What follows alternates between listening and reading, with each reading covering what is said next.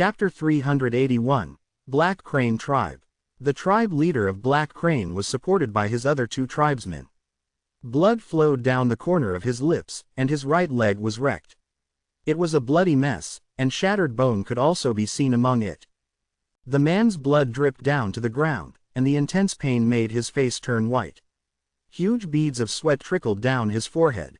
"Let's go." He gritted his teeth and spoke as if he was hissing through his teeth. The two old men beside him said nothing and quickly brought him to retreat hastily. When they were several thousands of feet away, they turned into long arcs and left the place hastily. Right up till the end, Su Ming only spoke once. He stared at the man leaving coldly and did not stop them. After all, this was the first time they'd come to the place, and there were still some problems to Su Ming's identity. He only wanted to be here to train in peace and quiet and to understand the ways of wind and lightning so that he could become stronger. He did not want to cause trouble. He was also an outsider. If he went into too much conflict against those shamans who had deep roots in this place, even if it was a small tribe, it would still pose a problem. As for that shaman crystal vein, while Su Ming had high hopes for the place, he did not think that it was necessary for him to make it his own. He had tried mining those shaman crystals before. If he did not have a special method to do so, they would shatter when he touched them. He had used the small Virescent sword to test it before and brought out 8 pieces, but in the process, he also broke a similar amount of shaman crystals.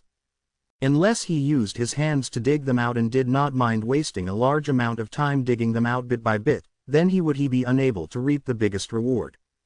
That was why Su Ming chose only to stun White Bull Tribe and did not kill them. As for Black Crane Tribe, as long as they did not do anything out of hand, then he would also choose not to kill them. His attacks might be vicious, but they were also used to shock them. Only when the two tribes were wary of him would he have the opportunity of knowing whether they were weak or strong, and then only would the possibility of a peaceful negotiation appear. As he watched the 3 people from Black Crane Tribe leave, Su Ming turned around, towards the direction of his cave abode, then turned into an illusion and went back. The fire ape looked displeased. It believed that if Su Ming had not appeared, it would still have been able to fight against the man.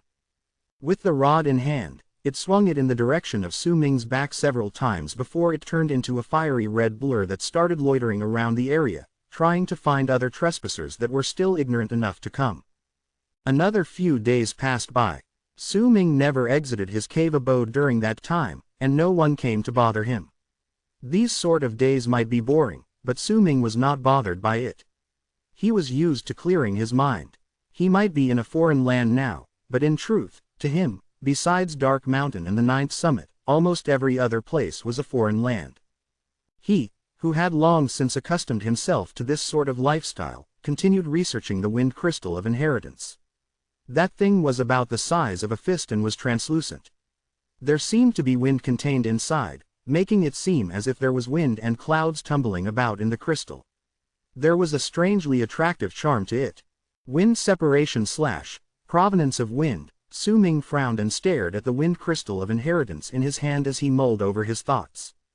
If I can't fuse this wind crystal of inheritance with myself, then I won't be able to gain any epiphany concerning the 3 styles of wind separation. I can also only use the very basic functions for provenance of wind. I can only circulate it in my body to make my speed slightly faster. But the Wind Berserker is definitely not just about speed, but, just how can I make the wind crystal of inheritance accept me? Su Ming had thought of everything he could during these few days, but even with the help of the black stone fragment, he could not achieve his wish. It did not even give him even the slightest hint of response no matter how much he called out to it. Could it be that no one has the possibility of obtaining the legacy unless the real true divinity Wind Berserker appears? Su Ming clutched his hand around the wind crystal of inheritance and his face darkened as his eyes flickered. He knew of all his weaknesses.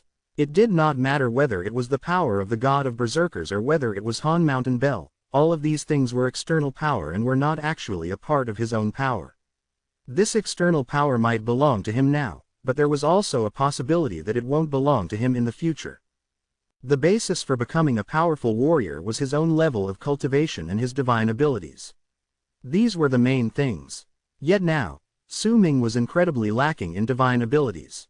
Besides berserker obliteration, which he created on his own, he only had his speed and the execution of 3 evils left. This was fatal if he ever engaged anyone in a battle of arts, and Su Ming had experienced this firsthand when he traveled into the land of the shamans.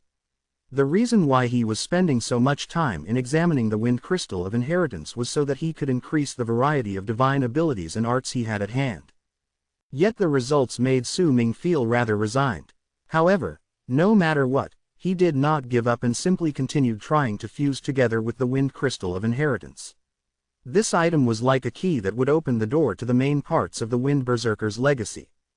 To the east of Su Ming's cave abode in the mountain range was a low mountain range 10,000 li away.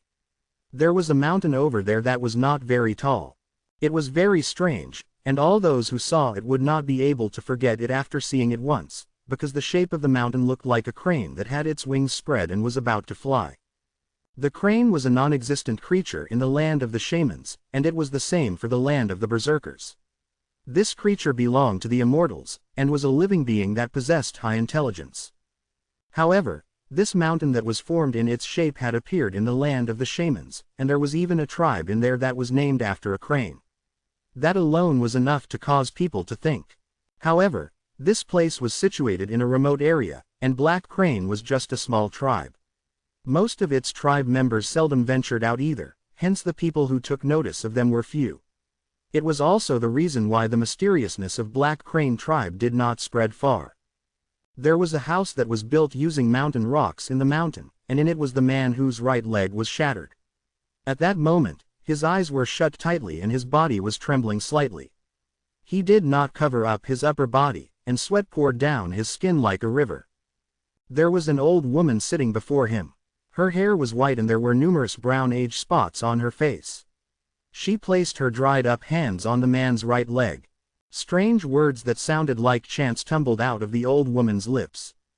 Behind her were 5 Black Crane tribe members sitting just outside the door to the room where the man was in the house.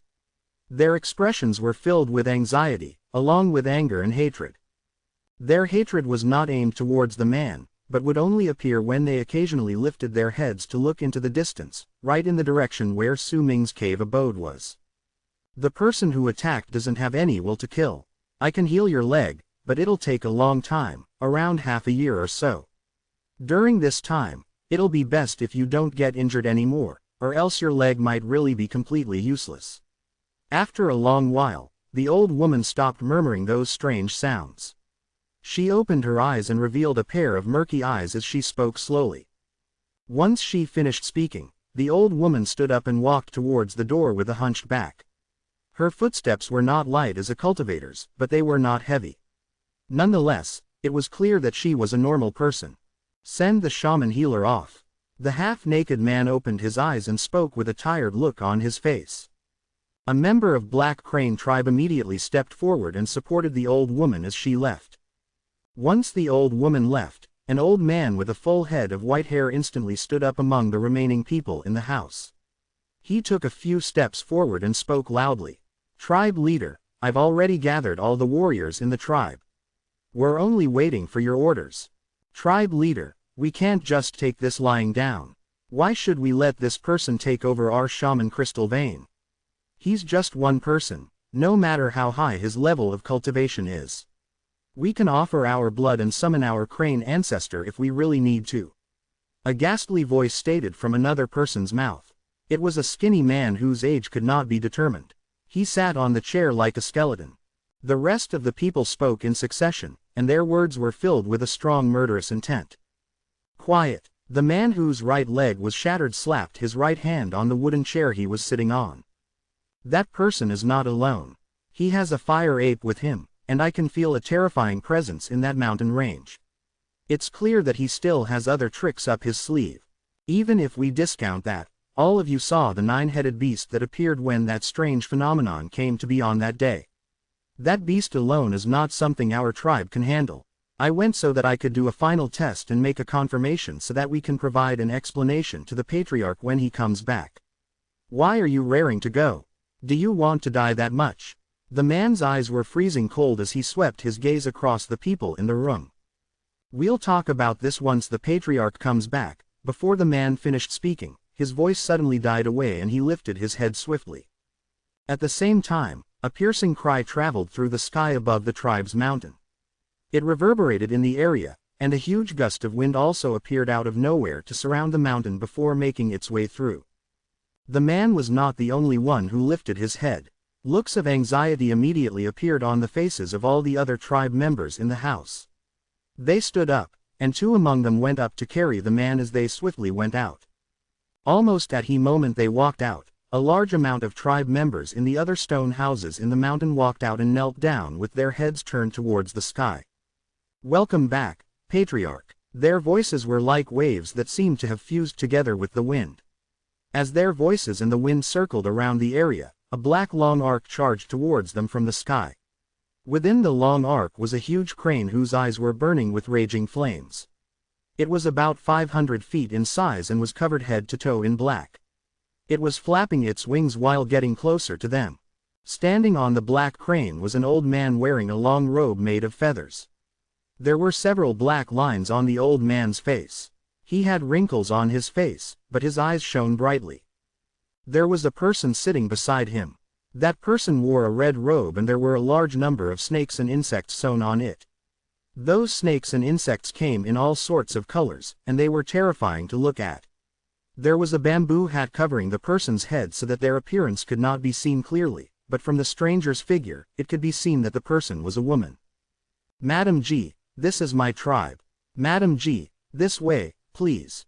The old man swept his gaze past the ground on the black crane, and a smile appeared on his face.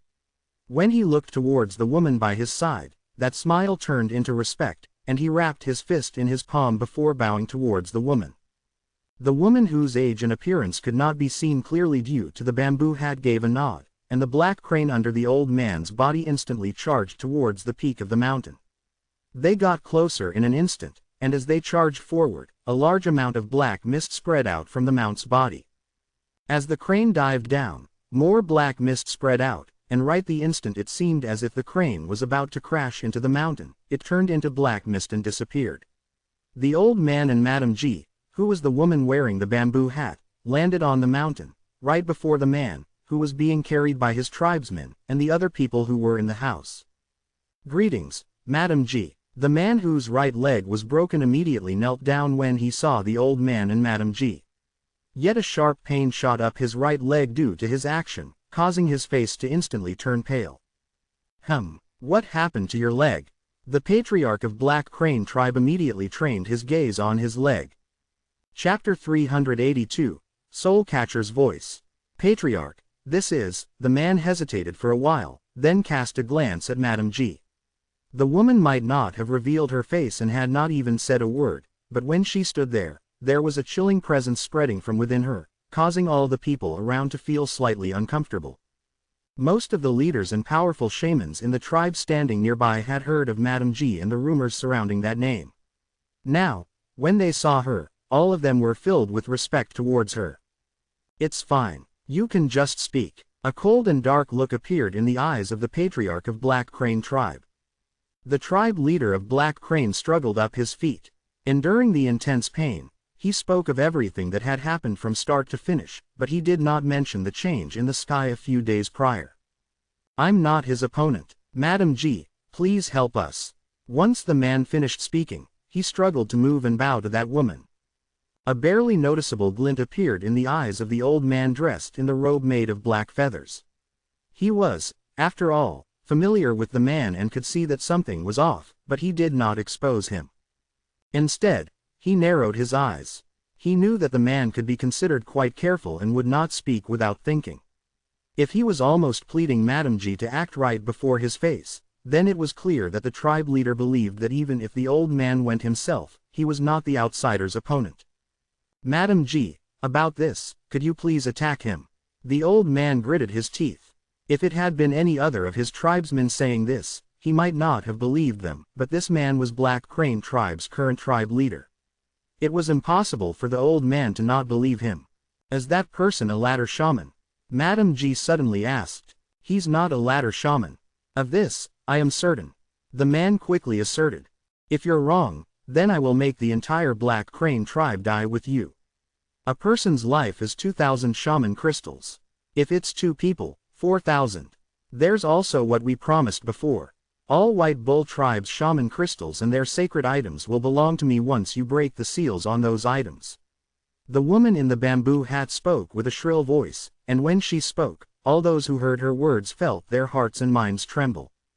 The patriarch of Black Crane Tribe felt his heart ache tremendously at the thought. He hesitated for a moment, but when he saw the man's firm gaze, he knew that there was definitely something off in this matter, which was why he gritted his teeth and nodded. "Thank you, Madam G. Once this is finished, I will give you the remaining 2,000 shaman crystals. I don't mind if you don't give it to me." Madam G chuckled, and her chuckles were equally sharp and piercing to the ears. "I wouldn't dare to." The old man quickly wrapped his fist in his palm to her. "I'll heal your leg, it's free." Madam G lifted her right hand and pointed it at the man's right leg. Immediately, the whiskers of one of the multicolored scorpions on her robe moved and started swimming about before crawling up her arm to charge straight towards the man's right leg. The man shuddered, and the multicolored scorpion bit through his flesh and crawled into his body. This pain made the man tremble from head to toe. He wanted to endure through it, but in the end, he could not. He let out a shrill scream of pain before falling to his side. Right when the faces of all the Black Crane Tribe members drastically changed, rumbling sounds came from the tribe leader's right leg, and his torn flesh started healing rapidly. After some time, his entire right leg was healed, and not a single wound could be seen. However, there was a picture of a scorpion shining on his right leg. With a pale face, the man stood up, and his gaze when he looked at Madam G was filled with terror as he wrapped his fist in his palm to bow towards her. Thank you, Madam G. You don't have to thank me. Your flesh and blood can provide my baby 7 days of food. If you can't bring out the shaman crystals after 7 days, Madam G started laughing shrilly. The entire area was silent, only her laughter could be heard echoing in the air. Your leg has healed now, please lead the way. Once Madam G finished speaking, she demanded with that sharp voice of hers. Madam G, do you want to rest for a while? We can still go tomorrow morning, the patriarch of Black Crane Tribe quickly spoke. He still had some things he wanted to talk about in detail with the tribe leader. I don't need to rest. I'll just be killing 2 people. It's not too late if I rest after I come back. Madam G waved her arm and instantly flew up. She pointed at the tribe leader of Black Crane with her right hand, and without his control, the man's right leg leapt into the air, bringing along his entire body. He only managed to turn his head back and cast a deep look at the patriarch before he turned into a long arc and followed behind Madam G. In the blink of an eye, the 2 of them disappeared into the horizon. Only when Madam G left did the patriarch of Black Crane Tribe's face turn completely dark. He turned around and swept his gaze past his tribesmen gathered around him. Tell me what happened over the past month. As his tribesmen spoke to him in low murmurs and their words fell into the patriarch's ears, the old man's expression gradually started changing, and when he heard of the strange sight that appeared in the sky many days prior, along with the 9-headed beast, he sucked in a sharp breath. This is, he took a step forward, wanting to chase after the tribe leader, but subsequently froze in his footsteps and fell silent where he stood on the mountain. In his head, the memory of the tribe leader of Black Crane casting him that deep look appeared in his head. Madam G traveled quickly in the sky. As she moved, a 5-colored layer of fog appeared under her feet, and it stood out like a sore thumb in the sky. The 5-colored fog let out a dim fragrance, causing the man from Black Crane Tribe to fall into a slight daze when he sniffed it. He bit his tongue, and only by doing so did his mind remain somewhat clear. In his head, he recalled all the rumors circulating about this Madam G and could not help but grow even more respectful towards her. We might be in the sky and the wind is blowing harshly against us, which is why the aura from my 5-colored fog isn't that strong, but to be able to regain your consciousness so soon after taking a breath of it means that your willpower is actually pretty strong. Madam G's sharp voice came through the 5-colored fog. Her voice might be sharp, but there was a power in it that would make people's minds drift. When it fell into the man's ears, the dazed look appeared in his eyes again. Almost the moment the dazed look in his eyes appeared, the man was swept up by a huge power and brought into the 5-colored fog. Madam G, please spare me. The man trembled and gritted his teeth as he forced out those words. Everything within sight was the five-colored fog, nothing else, but he could clearly feel a gentle hand touching his back, as if that hand was using its fingers to draw a circle. A numbness immediately surged through his entire body, causing the man's face to turn red in an instant and his breathing to quicken. "Your willpower is very strong. I like your type, so I'll give you a treat." The man shuddered. He could feel a puff of hot air in his right ear, and then a soft tongue licked the contour of his ear gently. A bang went off in the man's head, and he looked as if he had forgotten everything. There was only a primal urge left in his body. His eyes were bloodshot and his breathing grew heavy. A large amount of five-colored fog entered his body as he breathed. Cackling sounds echoed in the fog. That five-colored fog charged through the sky and tumbled like waves inside. As wind blew through, a large amount of dim fragrance spread out, and wherever the wind brought that fragrance to, some of the birds and beasts in the area would immediately become so agitated they looked as if they had gone mad. Madam, we're here." The man trembled. The instant almost all of his will scattered away, he bit his tongue, and the pain of almost biting through his tongue finally allowed him to regain a hint of consciousness. With unparalleled terror, he said these words with great difficulty. "How disappointing. Oh well, once I finish taking care of the outsider, I'll give you that treat." Madame G's voice was no longer sharp but lackadaisical. As her words traveled through the fog, she walked out from within. She still wore that long red robe covered by multicolored snakes and insects and still wore that bamboo hat. Her face was hidden underneath, causing others to be unable to see her clearly. Once she walked out, Madame G lifted her right hand and waved it at the five-colored fog behind her. Immediately, the man within flew out.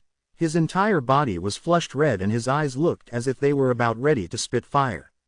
He had already lost his senses and was growling in a low voice.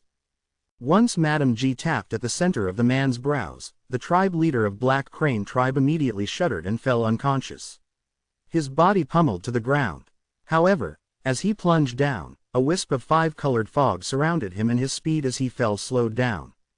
Once it surrounded the man, that wisp of fog turned into the illusionary figure of woman and crawled into the man's eyes, ears, nose, and mouth.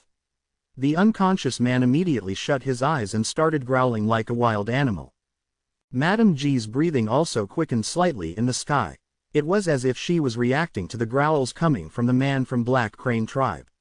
With her face still hidden under the bamboo hat, she licked her lips as she panted, then with a leap, she charged towards the mountain range in the distance. That mountain range was where Su Ming's cave abode was. As Madame G charged forward, the five-colored fog appeared once again under her feet and tumbled about in the area, covering half the sky. The fire ape lay on a big rock at the top of the mountain range with its eyes closed for a nap. Sometimes, it would lift its claws to scratch itself. Suddenly, it opened its eyes and looked at the incoming five-colored fog. It twitched its nose slightly, as if it smelled something, then immediately bared its teeth. In the cave abode, the rod snake, which Su Ming had never called back once he let it out, was lying in one of the many holes on the cave abode's ceiling. At that moment, it immediately shot up and a freezing glint appeared in its eyes. Right underneath the rod snake was Su Ming, sitting cross-legged in the big hall in that gigantic cave abode of his.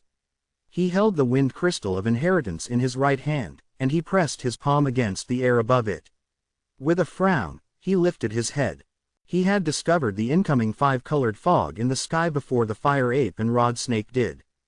Almost the moment he lifted his head and spread his divine sense, the instant that chilling glint appeared in the strange rod snake's eyes, and the second the fire ape bared its teeth and snarled, suddenly, from within the five-colored fog approaching from the sky, Madame G let out a moan, one that would cause minds to drift.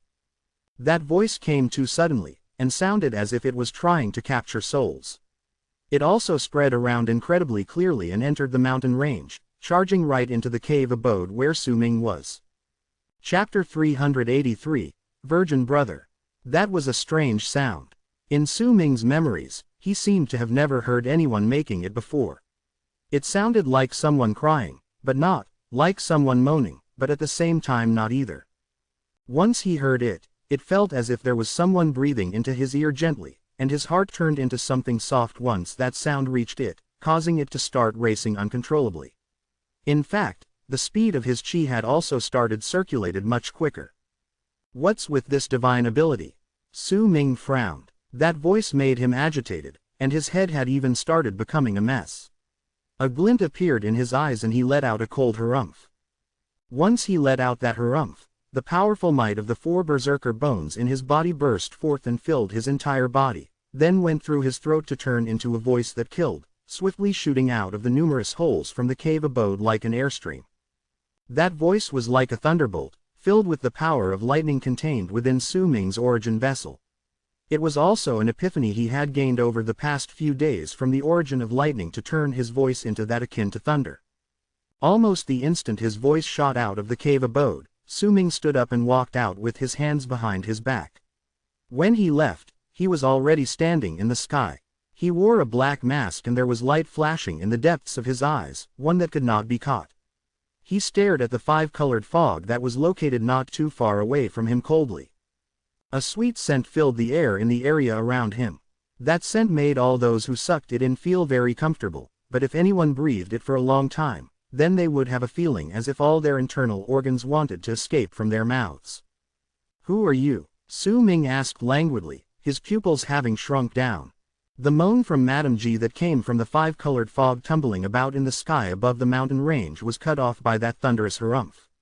A glint appeared in her eyes that were hidden underneath the bamboo hat. "What a man who doesn't know the mood. I originally wanted to let you die in pleasure, but since you're so ungrateful to my kindness, then I'll let you die completely depleted of your spirit." Madame G chuckled. Once she saw Su Ming appearing, the final hint of worry in her heart disappeared. In her eyes, as long as she did not run into any ladder shamans, she could stand above all medial shamans due to the cultivation method she'd chosen. This was also the main reason why she still came to the place even though she had seen through the intention of the tribe leader of Black Crane wanting them to fight against each other. It was also the reason why she made that man from Black Crane tribe sink into such pleasure on her way to the place. Madame G's voice was gentle and there was not a hint of the previous shrillness in her voice. It was as if there was an endless amount of charm contained within her speech. As she spoke, she lifted her hand, and the beauty coming from her finger when the sun shone on it seemed as if all women's hands would pale in comparison to her fingers' beauty at that moment. Her fingers were very long, and as she lifted them up, a string of bell-like chuckles sounded. Then with a very gentle gesture, she tapped at Su Ming through the air with her right hand. That one tap immediately caused a wave of ripples to appear at her fingertip. It was as if the entire world had turned into water, and because of the touch of her finger, ripples spread through that layer of water. At the same time, the sweet scent all around the area instantly thickened. She was very confident. That tap might seem like an ordinary tap, but it was a move in her divine ability, one that she had practiced for a very long time. In the past, most of all those who came up against her would find their minds crumbling under that single tap. They would turn into wild animals controlled by their lust, losing all their reasoning along with all their ability to fight against her. Usually, with just a gesture from her, they would pounce on her, and she would toy with them until they eventually died, completely depleted of their spirit. She loved that scene a lot. Right then, a smile appeared on her face hidden under the bamboo hat. However, it was also at that instant that her smile froze. Madame G was momentarily taken aback. She had already executed that tap, but there was absolutely no reaction from Su Ming. It was as if she had lost her power and that had been just an ordinary tap. Su Ming frowned, finding himself a little puzzled by what exactly that woman wanted to do. The strange cry just now had made him slightly scared, and when he saw the woman tapping on air, a glint had immediately appeared in his eyes. Green light shone at the center of his brows, and the patterns all around him had also started changing with his thoughts. However, the reason Su Ming frowned was because while that tap had stirred up ripples in the air, he had not felt a single hint of danger. It was just at the instant that woman tapped at the air, some strange pictures had appeared in his head. Nonetheless, those pictures were mostly blurred out and he could not see them clearly. "I see, so you're a virgin without any experience. No wonder." A glint appeared in Madame G's eyes. She licked her lips and started chuckling as if she was very happy. "Crazy woman. Su Ming let out a cold harumph. After a swing of his arm, green light instantly shone, and the small virescent sword shot out before him with a sword whistle. Su Ming lifted his right hand and pointed at it. Immediately, the provenance of wind within him formed a whirlwind in his body. That wind shot out of Su Ming's hand and fell on the small virescent sword, instantly making it shudder, and an illusionary shadow appeared around the sword, covering it fully. That illusion was a giant sword that was about 10 feet long. Once it appeared, a whirlwind started howling around it. This was the new epiphany Su Ming had gained over these days through the provenance of wind. If he fused wind with his sword, he could make the small virescent sword's power increase. Almost the moment the provenance of wind formed those whirlwinds turning in his body, lightning began swimming all over Su Ming's skin. Thunder roared within him, and a ray of light formed from lightning shot out from his finger, charging straight into the giant 10-foot sword. Immediately, thunderous rumbles rang from within the sword and it swelled up once again, turning into a gigantic sword that was 30 feet in length. With a single thought, Su Ming sent the sword charging towards Madame Ji. All of this happened in an instant. As Madame Ji continued chuckling, the gigantic sword of 30 feet sliced down at her with shocking speed. The sword sliced through the air with a boom, and the sharp roar stirred up a large amount of ripples to spread out and explode with a bang. In fact, as that sword swung down, the lightning sparks swimming all over it caused thunderous explosions to reverberate through the air. Virgin brother, that's such a strong stroke. Madame Ji's chuckles carried a sickeningly sweet tone.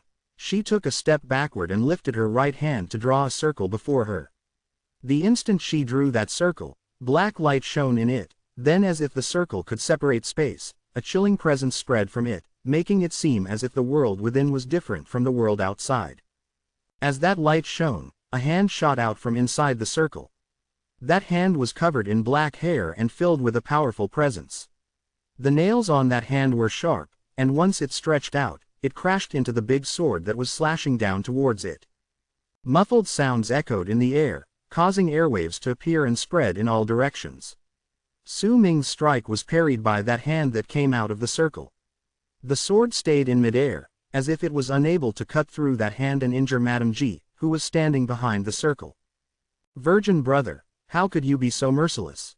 If you leave a scar on my body, then I wouldn't be pretty anymore when we have fun together later. Madame Ji's flirtatious voice had a quality that made people agitated, but when she saw that Su Ming did not show even a hint of change when his strike was parried, her heart suddenly lurched and a bad feeling rose within her. Right then, countless bolts of lightning suddenly exploded forth from the parried sword and spread out swiftly. There were also 7 balls of lightning that shot out from the tip of the sword, surrounding the area in an instant. Explode! A glint appeared in Su Ming's eyes. When that word left his mouth, the sky and earth roared.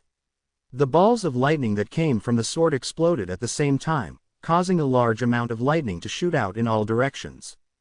Madame Ji retreated quickly, but the force that came from the explosions charged straight towards her, and when the balls of lightning exploded, lightning appeared all over the place, covering the area so densely that the area of 1,000 feet around them seemed to have turned into a lightning hell. The light from the bolts was piercing to the eyes, showing off the might of lightning. Madame Ji's expression under the bamboo hat changed. She retreated, and the 5-colored fog enveloped her. Once it completely covered her up, she no longer retreated, and it brought her up into the sky. Yet the instant the 5-colored fog rose into the air, the gigantic sword started shattering inch by inch, breaking into a large amount of fragments. Those fragments let out a sharp screech that sliced through the air, and they were sucked into the violent gust of wind to turn into part of the whirlwind. Then like a sharp blade, they charged towards the 5-colored fog. Booming sounds rumbled in the air non-stop. The series of killing moves Su Ming executed were all created through the epiphany he had gained from wind and lightning during these past few days, and could only be used after he fused both elements on his sword. This was the first time he used it, and once he saw its outstanding power, Su Ming's desire to absorb the wind and lightning crystals of inheritance grew stronger. At the same time the sword fragment whirlwind was sucked into the 5-colored fog, Su Ming moved forward without a sound and turned into a long arc, closing in on the vortex in the span of a breath. He closed his right hand into a fist and hurled it straight at the 5-colored fog through the air. That punch stirred up a strong gust of wind, but Su Ming did not stop and delivered another 5 punches in succession. All his punches stirred up wind, and each of them caused ripples to spread through the air. The wind and ripples seemed to have overlapped with each other, and in an instant, a large gust formed, charging straight towards the 5-colored fog. Right when the sword fragment whirlwind crashed into the 5-colored fog, booming sounds mixed with a shrill screech of anger shot out of the 5-colored fog. As it reverberated in the air, a powerful force charged out from within the fog and spread swiftly through the area. That force came straight into Su Ming's face like a mountain range crashing into him. He immediately retreated, and at the same time, the sword fragment whirlwind fell apart and scattered away. At the same time, the huge gust of wind that Su Ming had stirred up with his 5 punches seemed to have fallen on a barrier and, with a bang, dissipated into nothing. Yet even so, once the 5-colored fog suffered through Su Ming's consecutive attacks, it also could not stay in shape any longer. With a bang, it split into several pieces, revealing the back of a monster that was entirely black and covered in hair from head to toe inside. That monster's back was turned towards Su Ming and its arms were closed around something, as if he was hugging it. Once the fog dissipated completely, Su Ming saw that the monster seemed to protecting a middle-aged woman in his embrace. The bamboo hat on the woman's head had already shattered, revealing her beautiful locks, her eyes that looked like the springs in autumn, and also her face, which was originally one that would cause hearts to pound once they looked at it. It was a pity. There was a scar that had been left behind, marring her face for many years now, spreading through the entirety of her petite face. The scar was dark reddish in color, and some of the woman's flesh from under her skin had even been exposed outside.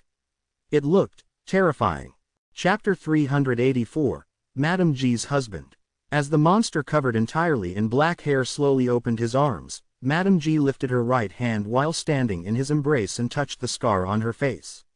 Her eyes, which were like the springs of autumn, turned towards Su Ming, and her gaze was filled with hate. "You are the first person to see this scar on my face ever since I got it. I will have you scream and wail for 7 days and 7 nights. I will drain all your flesh and blood, and once I turn all your spirit and essence into my nourishment. I will let you die a painful death. I will let you suffer a pain worse than death."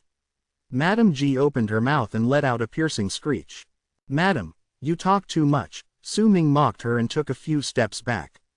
This woman was the first powerful enemy he had run into ever since he left Autumn Sea Tribe. Judging by her divine abilities, she seemed like a soul catcher, but there was something slightly different about her as well. The series of killing moves Su Ming had executed previously had also not caused much damage to her. That monster that was covered entirely in black hair and standing beside the woman seemed like a puppet. There was a thick amount of life force emanating from it, but its strength was strikingly different from the other soul catchers' puppets that Su Ming had encountered in the land of the berserkers. Once soul catchers fused those puppets together with their bodies using that strange method of theirs, those puppets would give off a feeling as if they were alive yet dead at the same time. Su Ming felt a strong threat from that monster's body, and it made him grow cautious. Besides the power of the god of berserkers, he now had 2 killing moves. However, one of them required him to use the pattern existing in this place, while the other would need him to open the mouth of the dragon's head completely, causing the power of the world to surge in.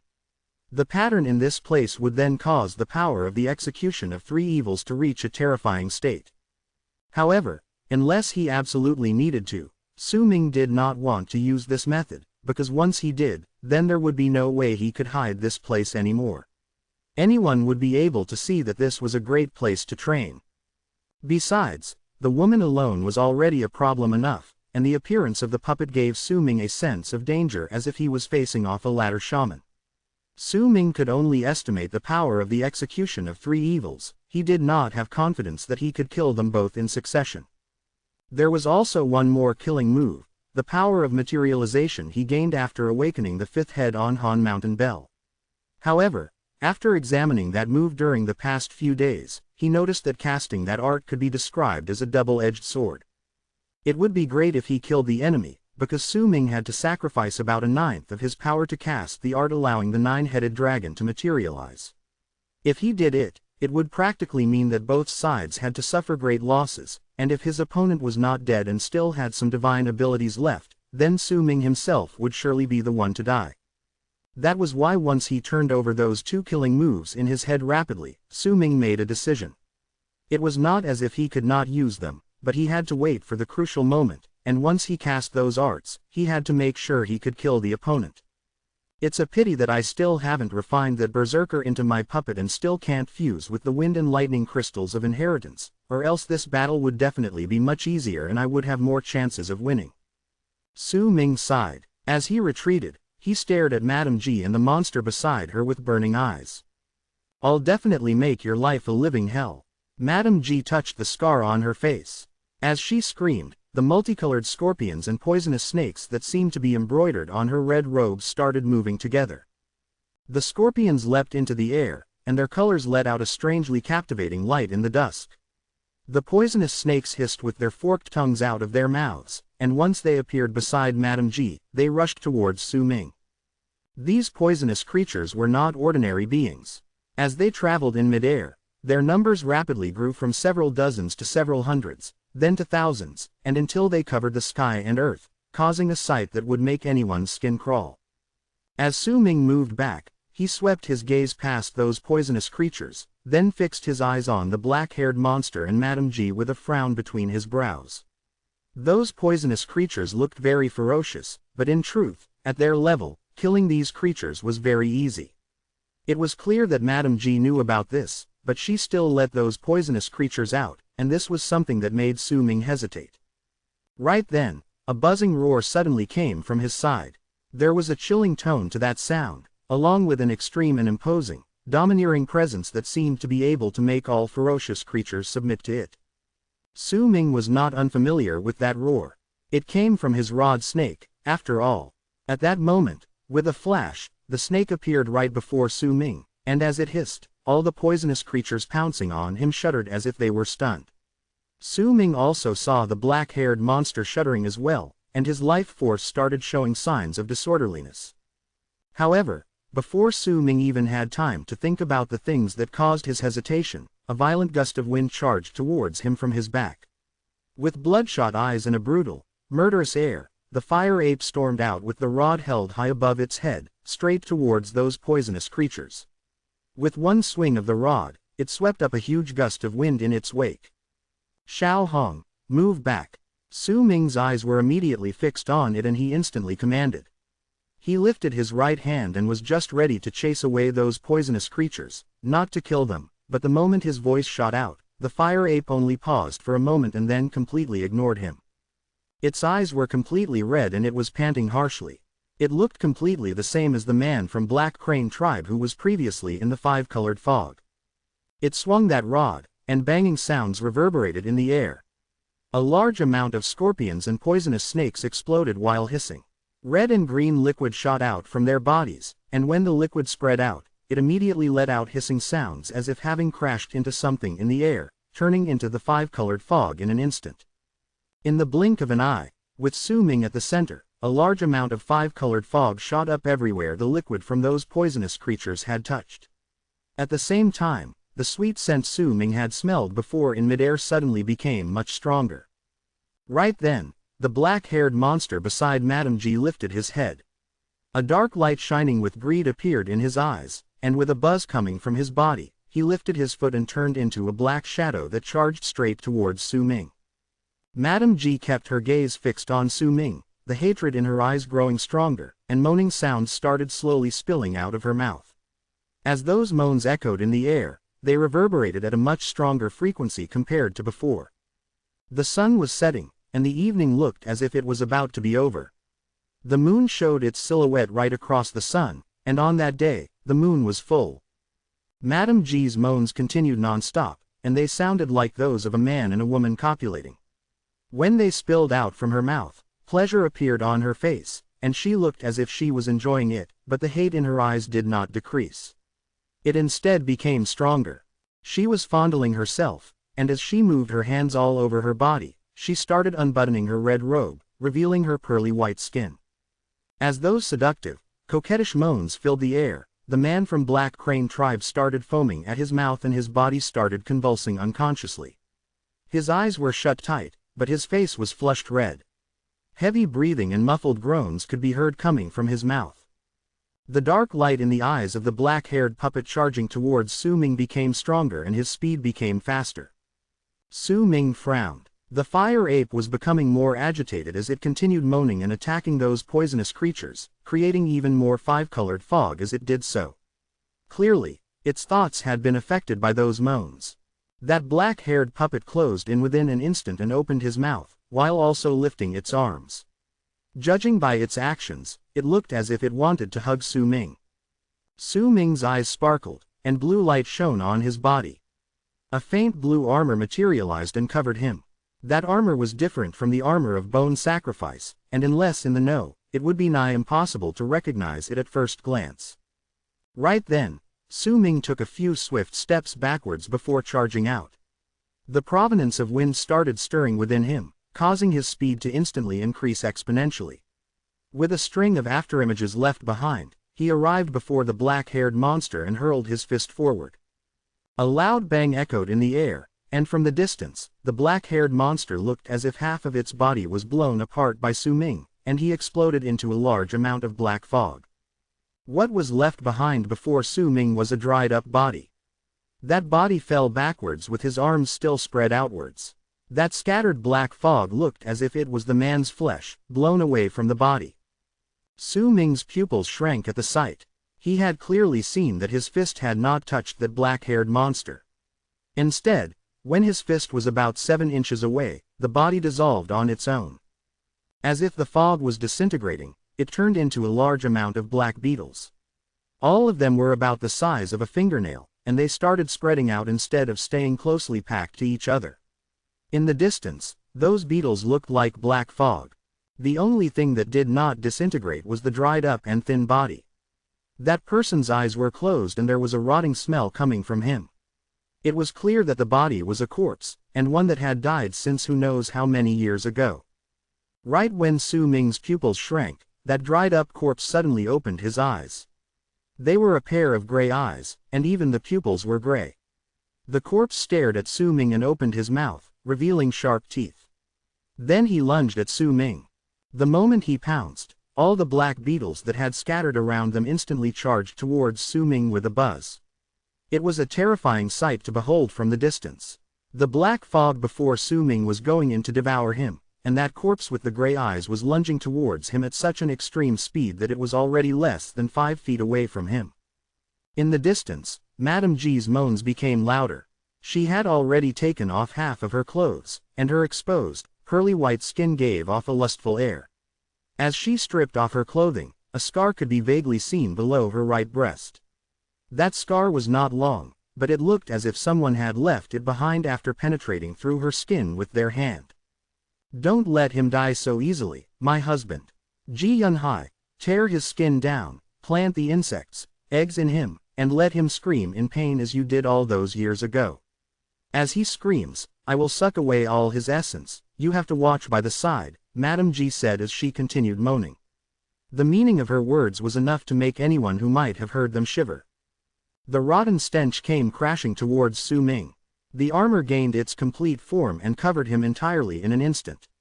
With a stern face, he lifted his right hand up, and the moment the dried-up corpse lunged at him, he started forming hand seals with his right hand. He bent his index finger so that it would touch his thumb, and immediately, the illusionary shadow of the minimized Han Mountain bell appeared on his palm.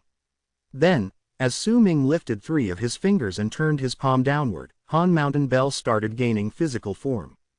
Finally, he clenched his fist together before opening his hand and pushed his palm towards that corpse. Chapter 385, Ji Yunhai. Ji Yunhai is the best soul catcher beneath Hollow Shaman among all the shamans in the land of South Morning. He is known as the person who is most likely to become a hollow soul catcher among all the latter soul catchers. It's a pity, he has gone missing for many years, or else if he joined in this battle, then he would definitely be able to cast that wide area spell of his that would allow him to kill a large amount of people, a spell that he's very proficient with and is his unique soul capturing ability. The number of shaman tents seemed endless and covered 70,000 li of the land of the shamans outside Sky Mist City. Those tents were spread around the place to the extent that their end could not be seen. There were more than 100,000 shamans over there, and there were also a large number of warriors from other shaman tribes joining their numbers every day, so they continued growing stronger. There was a tall mountain by the endless sea of tents. If anyone with a certain level of cultivation went to stand atop the mountain, they would be able to see the faint contour of Sky Mist City from there. At that moment, there was a woman standing at the top of the mountain. She had long, flowing locks, and appeared elegant. Her gaze was profound, and she contained a different temperament compared to the other shamans. That bearing gave her an ethereal air, and that serene demeanor of hers seemed to be able to affect the others around her, causing all those who stood beside her to feel their hearts calming down. There haven't been many powerful end shamans who appeared in the entire shaman tribe over the years, and as time went by, now, there are only 8 left among us, and there are 3 among them who still haven't submitted themselves to the immortals. There were about a dozen shamans standing beside the woman, and there were both men and women in that group. Only 3 of them were in their middle ages, while the rest were all elderly folk. The person who was speaking at that moment was an old man with a head full of white hair. He held a cane with a crocodile's head in his hand, and he was speaking as he stared at Sky Mist City. Speaking of Ji Yunhai, that person was originally a member of Heaven Follower tribe. When Heaven Follower tribe was destroyed, this person survived, then he obtained some sort of chance, and his soul catcher's path became different from others. He's skilled in using poisonous insects and came up with the 9-colored poison fog. That origin of his, the Heaven Follower insect, had also reached an undying state after he refined it. Once that sea of bugs appears, even powerful hollow shamans would have a problem dealing with them. If he was here by your side, my immortal friend, not only could we kill the berserkers, we could also use the Heaven Follower insect to send your orders to the entire shaman army so that we could gather as one and the berserkers wouldn't be able to intervene. This unique soul catcher is very rare, but it's a pity. The last time I heard of him was around a dozen years ago. I heard that he had taken a woman his wife, and then all news about him disappeared. The old man shook his head and continued talking about the next person, introducing all the elites of the shamans to the long-haired woman. It was difficult for all the people there, including the woman, to know that the Ji Yunhai they were speaking of was now in a remote spot far away from them in the land of the shamans, and was currently pouncing on Su Ming with gray eyes and with the aura of death completely surrounding him. The endless black beetles surrounding him were the Heaven Follower insects, and all of them were refined by Ji Yunhai personally to become undying insects. However, even if the old man was talking about Ji Yunhai with a regretful tone on the mountain beyond Sky Mist City, if he was standing where Su Ming was now and saw the man with his own eyes, he would also have a difficult time recognizing that the dried-up monster with gray eyes was Ji Yunhai. Not only had his appearance changed drastically, his level of cultivation had also fallen. He did not look as if he was a ladder shaman, but had sank to the level of a medial shaman. The only thing that did not change about him was the slight presence of a powerful shaman, the one he had when he was still powerful. It was as if that presence would not die and would not be destroyed, remaining like an undying, the essence of what a soul catcher practiced, or perhaps it was unwillingness, something that did not want to go away, bringing with it an endless storm of enmity and hatred. As Ji Yunhai closed in, a chilling glint appeared in Su Ming's eyes. He lifted his right hand, and as he formed those 3 different seals, Han Mountain Bell seemed to have gained physical form and appeared outside his palm. Then he pushed it swiftly at the lunging Ji Yunhai, straight towards his chest. With that one push, Su Ming immediately felt a large amount of power surging up his hand and traveling through his entire body in an instant, causing a sickeningly sweet taste to fill his mouth, and a mouthful of blood spilled out of his mouth. He staggered and fell back a few steps, and with each step, a strong wave of ripples would form in the air. Once he retreated several hundreds of feet back, the cloth covering Su Ming's right arm exploded with a bang, revealing the veins that had popped up on his arm. Some of them had even swelled up and exploded. Blood mist scattered into the air, and Su Ming's face instantly turned pale. At the same time, the sea of insects charged towards Su Ming. Buzzing sounds filled the air, and it was enough to make all those who heard it feel their skins crawl. Su Ming might be in a sorry state, but Ji Yunhai also shuddered, and the mark of Han Mountain Bell immediately appeared on the spot where Su Ming's palm had pressed on his chest. That mark then spread through Ji Yunhai's entire body like a flood. If anyone looked over at that instant, they would also see Han Mountain Bell's illusion surrounding Ji Yunhai's body. Seal. Su Ming let out a low shout. If Ji Yunhai still had some form of intelligence left and knew how to retreat, then Su Ming knew it would be rather difficult for him to seal that person. But now, Ji Yunhai was just a puppet that did not know how to think and could only move when told. His reactions, naturally, could not compare to a living person, especially when Su Ming had even risked getting injured to get closer to him to finally seal him up with Han Mountain Bell. As Su Ming shouted his command, Han Mountain Bell immediately turned from an illusion to a physical entity around Ji Yunhai's still lunging body. Once Han Mountain Bell completely manifested, it trapped Ji Yunhai within. Buzzing sounds hummed in the air and Han Mountain Bell floated in the sky. Crashing sounds continuously came from within. It sounded as if Ji Yunhai was repeatedly ramming himself against the bell. The endless amount of heaven follower insects in that black insect fog froze in their pounce towards Su Ming once Ji Yunhai was sealed by Han Mountain Bell. Break. Su Ming had already awakened 6 of the heads in Han Mountain Bell. Besides gaining control over some new power, he had also gained more understanding towards the few divine abilities that belong to the bell. This break, which was the move followed after activating the seal, brought a change as to how Su Ming could use Han Mountain Bell, one that he gained through the epiphany he obtained during these past few days. Once that word fell from his lips, bell chimes immediately spread from Han Mountain Bell. As they reverberated in the air, all of Ji Yunhai's presence disappeared without a trace in an instant. If that was just the case, then this seal was not that much different from a normal seal.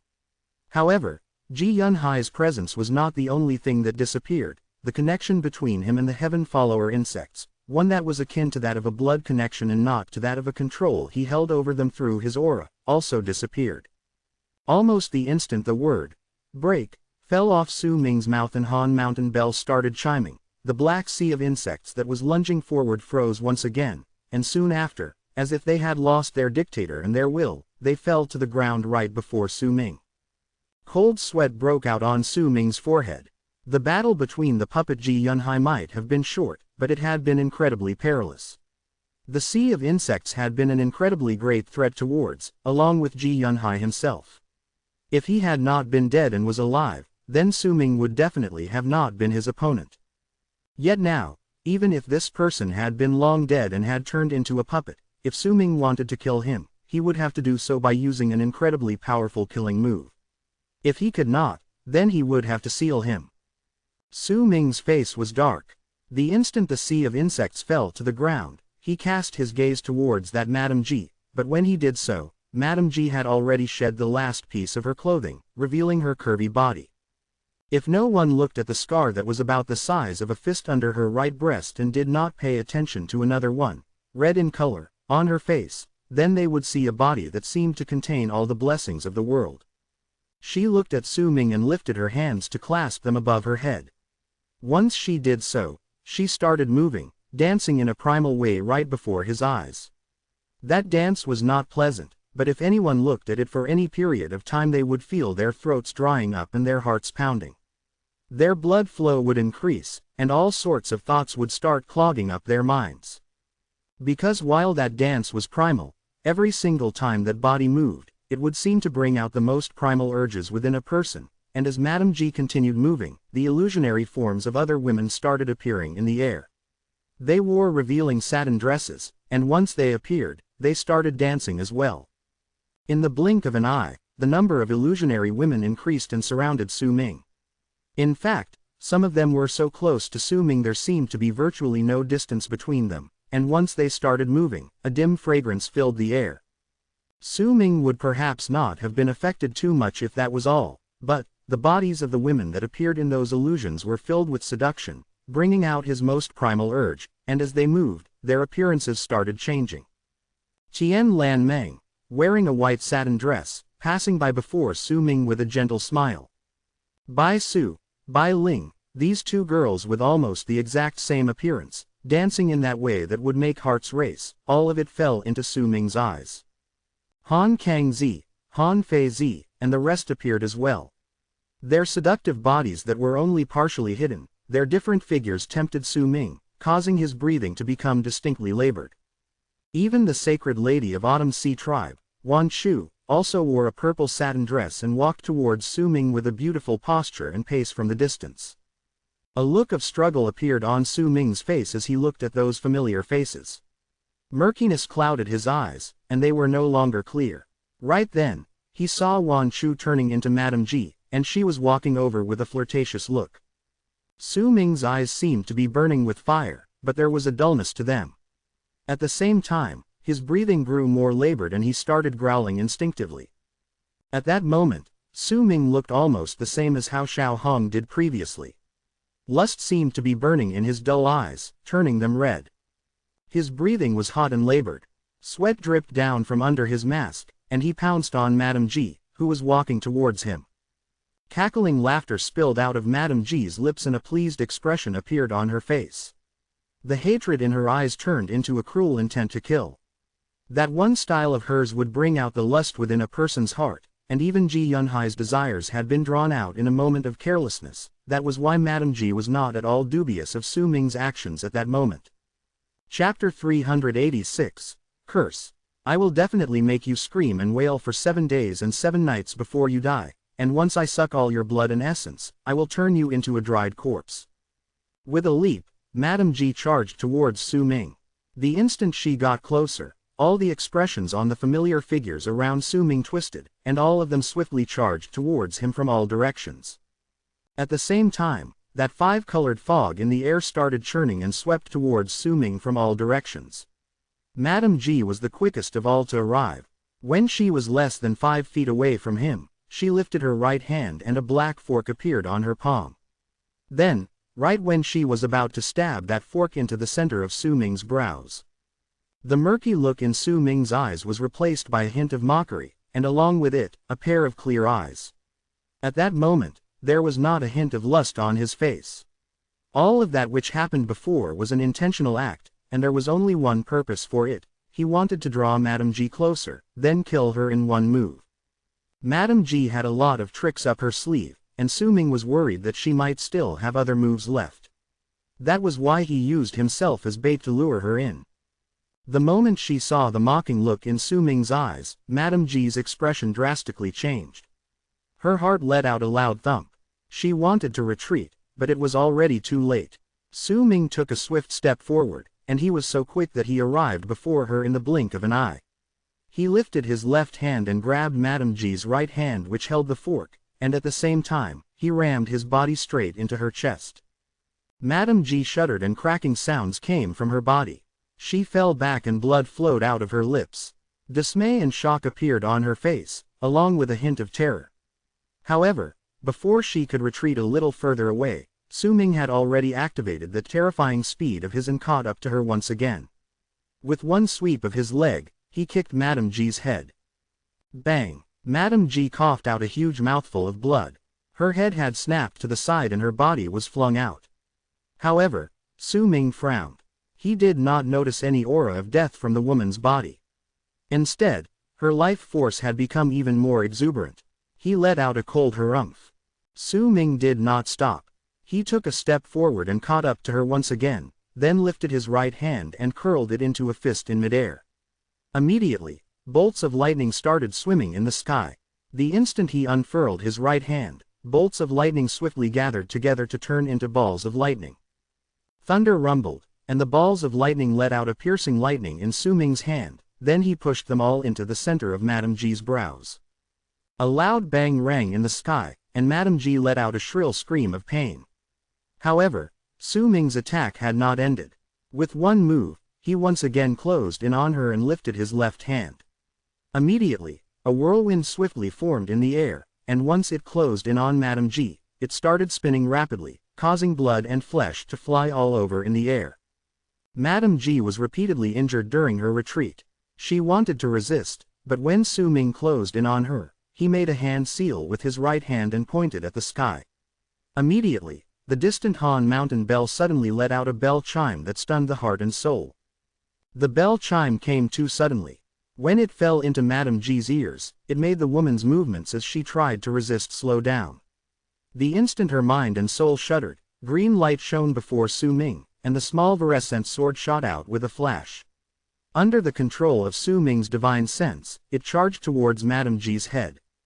In that instant, a large amount of blood sprayed into the air.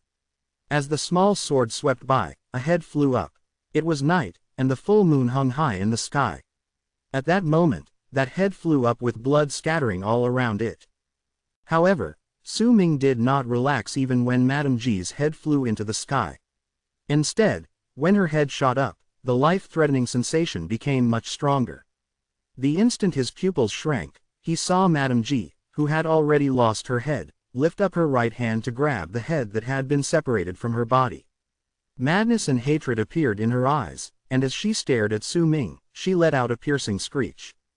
That screech turned into a wave of sound that stirred up ripples in the air. The strength of that wave of sound was like a needle that stabbed into Su Ming's ears, making his ears ring. He immediately moved back, and at the same time, he drew several circles before him with his right hand. With each circle he drew, the power of the wave of sound would be reduced. Each of those circles was a whirlwind, and after drawing several of those circles and having retreated about 300 feet, blood flowed out of his ears. Could it be that all soul catchers have refined their bodies until they're all undying?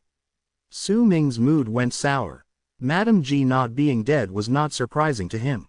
Her current state was the same as the young soul catcher he had met in the past. Spirit plunder had amazing effects when used against these undyings, but the power of this Madame Ji was different from that young soul catcher. It was as if she did not just practice the cultivation method of a soul catcher alone. As Su Ming moved back, he lifted his right hand and seized the air in the direction of the mountain range behind him. Immediately, from his cave abode in the mountain range, the 3 spirit plunders floating above the old berserker's head to freeze him in place turned into 3 long arcs that shone with a dark light and shot out of the cave abode to charge towards Su Ming's right hand. Yet the moment he summoned them, Madame Ji had already grabbed her head and placed it back on her neck. Her blood and flesh quickly grew back in place, and in the blink of an eye, her head had fused back with her neck. At the same time, she lifted her right hand, and in her palm was a drop of fresh blood. That blood did not belong to her, but to Su Ming. This was a drop of blood she had obtained secretly when he coughed out his blood previously. She was holding that drop of blood with a dead grip in her fist at that moment and did not bother with the 3 pearls that were rapidly charging towards Su Ming, giving her a sense of pressure. She narrowed her eyes into slits. The shamans, Lord of 9 Li, after the 9th morning since the day you were born, the power of your companion that which you have abandoned has turned into the desolate shadows in the world and fused into the path of life for all the living, and hence, all those with souls must live and die. If they exist, there will come a day when they will disappear, and if they are blessed, there will come a day when they are cursed. I offer my blood and life to the desolate shadows of the world, and with this person's blood as the lure, rob him of his blood and life. Curse. Madame Ji's body started rapidly withering away, and in the blink of an eye, she looked as if she had turned into a dried-up corpse. She also aged, her beautiful face became ashen, and her lascivious body turned ugly. A bang came from her right hand, and that drop of Su Ming's blood exploded, turning into blood mist that entered Madame Ji's eyes, nose, ears, and mouth as she inhaled. Killing intent appeared in Madame Ji's eyes. Curse was the strongest spell for soul catchers. In fact, this spell did not come from the Candle Dragon. Instead, through the research of generations of soul catchers, they had come up with this powerful killing move along with those walking down the path of spirit mediums and thought soothsayers using some unique methods. There were even rumors that said that this spell was not created by shamans but was left behind on some items from ages back in the form of pictures.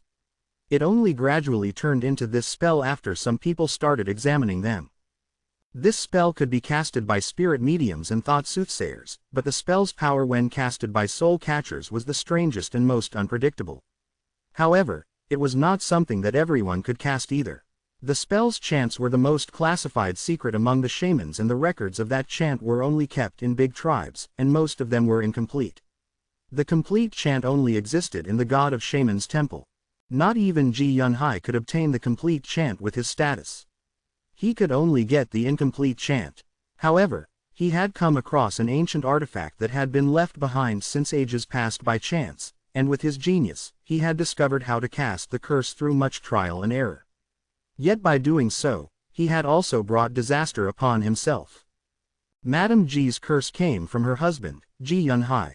However, with her potential, she could only master the basics, and she could only make offerings to the ancestor of the shaman tribe, the soul of 9 Li. If it had been Ji Yunhan, then he would have been able to make an offering to a powerful existence that existed before the shaman and berserker tribes in exchange for a terrifying power. The instant Madame Ji sucked in the blood mist, Su Ming started trembling. A gigantic vortex of blood suddenly appeared in the air above his head. That vortex appeared too suddenly, and the instant it manifested, it started rapidly turning. As it turned, Su Ming instantly discovered that his body had been frozen in place and he could only move in an area of 10 feet. He could not leave it. White mist started spreading from his eyes, ears, nose, and mouth, and that mist was rapidly sucked away by that vortex. His body started withering away slowly and a grayish hue appeared at the roots of his hair. His blood, his life force, his everything were being sucked away incessantly by that vortex. That was not all. Su Ming also discovered that his organs were beginning to fail him, as if they were rotting away. Even his breath had the smell of decay. Madame Ji's face was dark where she stood outside the vortex. Casting that spell had also put a huge burden on her. But she had already made up her mind. Once she killed Su Ming, she would definitely go back to Black Crane tribe and eradicate it. Enjoy the feeling of death as it comes to you. Look at your flesh withering away. Watch your life seeping out of your body. See yourself turning into a corpse. This is the result of you offending me. Madame Ji's face was filled with malice. Her voice was shrill, her face was ugly, and she was so dried up and thin, she looked like a skeleton. Noisy. A chilling glint appeared in Su Ming's eyes. Even if his actions were restricted and he could only move in an area of 10 feet, he was not afraid. He had a move that could allow him to leave. In truth, he only needed to use the power of the god of berserkers once and he could walk out of that place. However, he did not do that. The power of curse had incited a great deal of interest for Su Ming.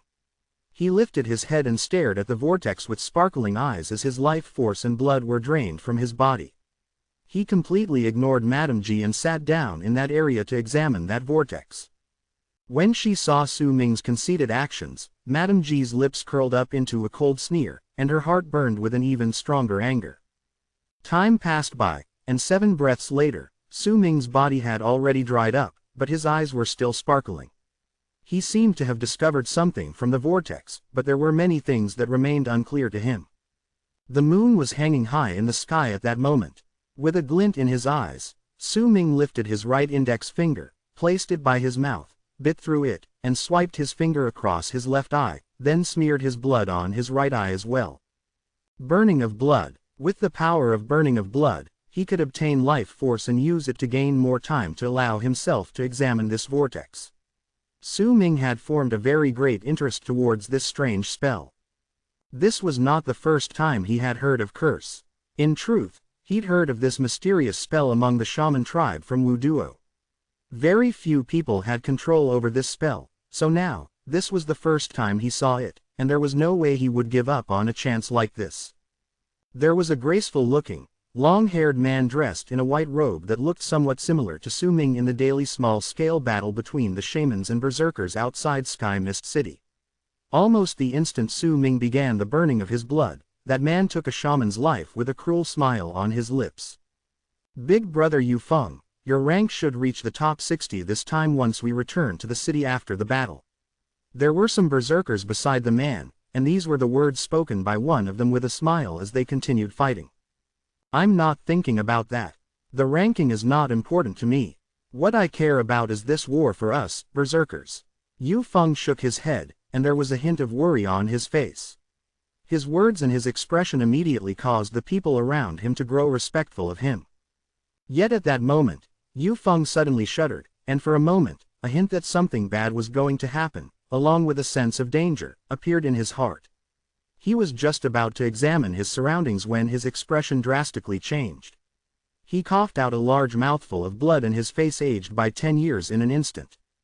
Su Ming. It's Su Ming. He's casting an art. Disbelief appeared in Yu Feng's eyes as he screamed madly in his heart.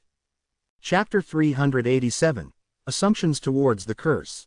This Yu Feng was naturally He Feng, who had hidden away when Su Ming left the battlefield outside Sky Mist City. This person had swallowed a berserker and turned into him, and his days in Sky Mist City had been rather fruitful over these days. His ambitions had also become increasingly savage. In fact, he had even made the decision that once his power had grown stronger, he would devour Su Ming and turn into him to travel through the land. The reason for his ambitions was because he had obtained a sliver of memory regarding a particular inheritance when he was fusing with the wings of the moon. He did not tell Su Ming about this and had been training in secret. These days, besides gaining battle achievements in the battlefield, he had used up all his other time to seal away the wings of the moon in his body. It caused Su Ming to be unable to use these creatures anymore because He Feng had turned them into one with him. He was certain that he had sealed up most of them through the legacy he had gained in his memories, and his confidence had grown even more. However, he would never have expected that such a large amount of his life force would start draining away so suddenly in the battlefield. The loss of his life force shocked He Feng and also horrified him. He did not even need to think about it too deeply and could instantly guess that this was Su Ming casting his art. Damn it, I've already sealed up the wings of the moon in me, so how did Su Ming manage to cast his art? With a pale face, He Feng stumbled and staggered a few steps back on the battlefield.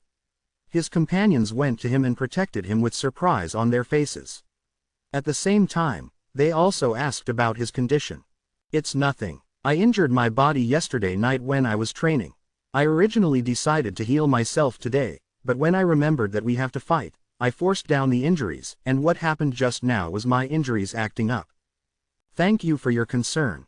I hope you will all help protect me for a moment, just until I force down my injuries once again. He Feng said in a low voice and wrapped his fist in his palm to bow towards the crowd.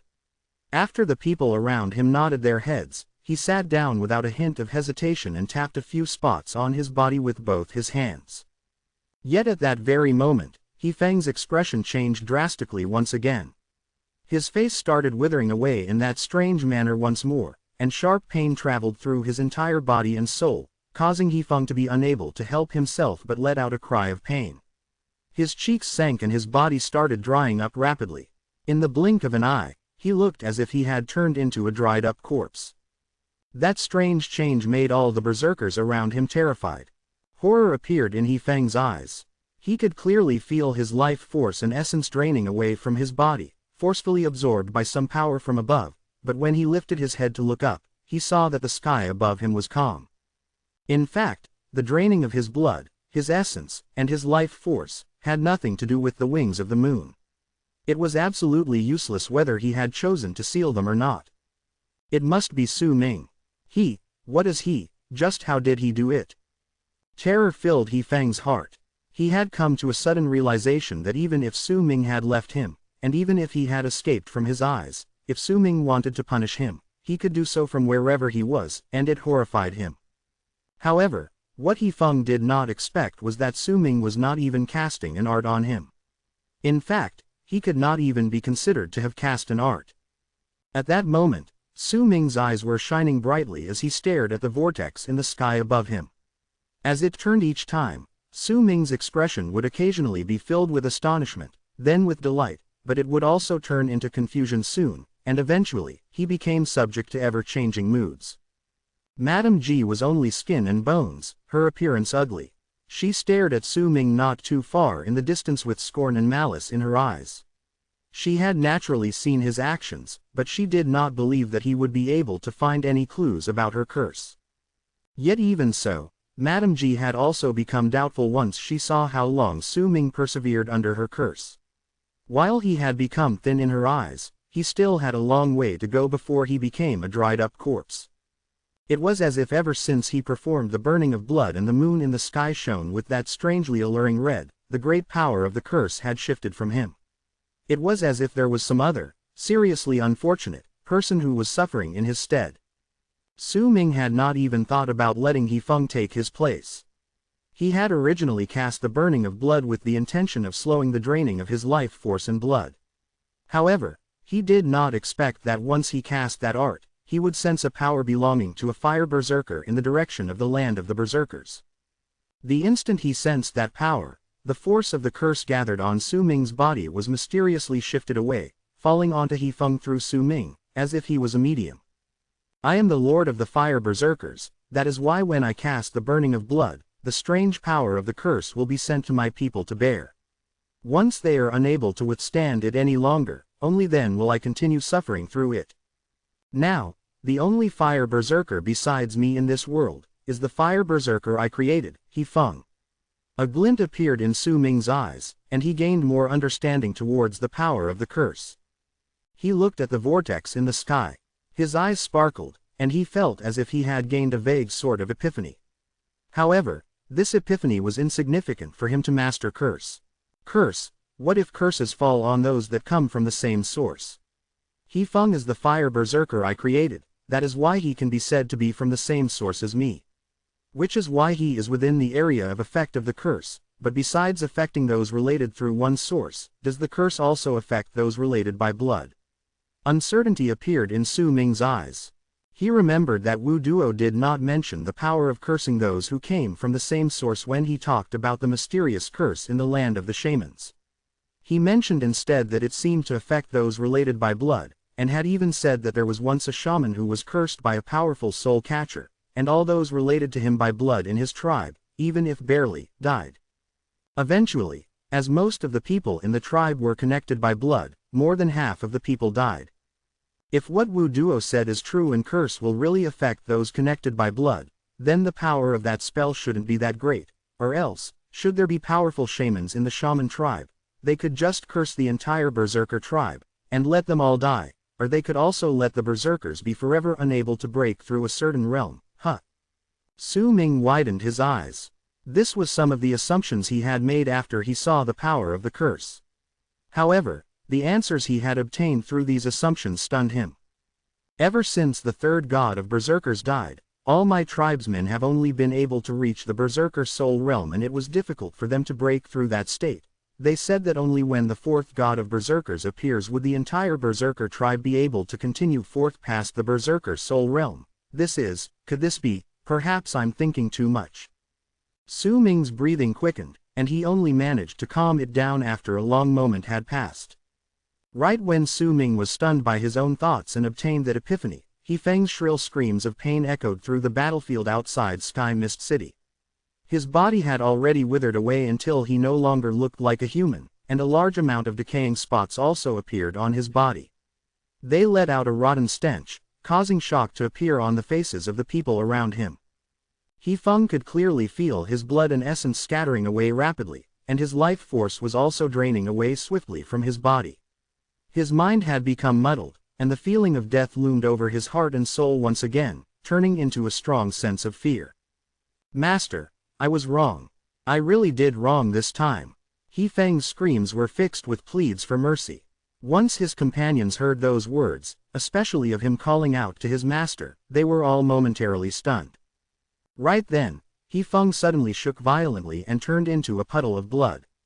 Even his blood had also melted away, but since he had obtained that body by devouring it, even if it had disappeared, He Feng's soul was still around and was floating as a ball of black shadow. With a flash, that black shadow appeared beside a berserker, then opened its mouth wide to swallow the young man. Before anyone could react to it, the young man let out a pained scream and his entire body was swallowed up by that black shadow. Big brother Yu Feng, he's not Yu Feng, he's the shaman who killed Yu Feng. Kill him. All the berserkers gathered around swiftly attacked, but when their divine abilities closed in on the young man enveloped by He Feng, the black shadow disappeared and the young man's face was revealed. It was a face that had withered away. In the land of the shamans, the vortex in the sky beyond Su Ming's cave abode in the mountain range had started dissipating, as if it was very difficult for it to maintain its form. Madame Ji was so stunned that her mouth was hanging open in shock. With a blank look, she stared at Su Ming, who had only become slightly thinner, almost unable to believe her own eyes. She knew well of the strength of the curse. Even a latter shaman who fell under it accidentally would lose a large amount of their life force if he or she did not end up dead. However, Su Ming was practically unharmed right before her eyes. The drainage of his life force could also be considered insignificant. This strange sight made Madame Ji suck in a sharp breath. Her face instantly turned pale, but she did not retreat. Instead, madness appeared in her eyes. She knew that the curse would exist for the span of 10 more breaths, and after those 10 breaths, it would disappear. Then, this Su Ming would be able to get out of that restricted area of 10 feet. I don't believe that I can't kill you today.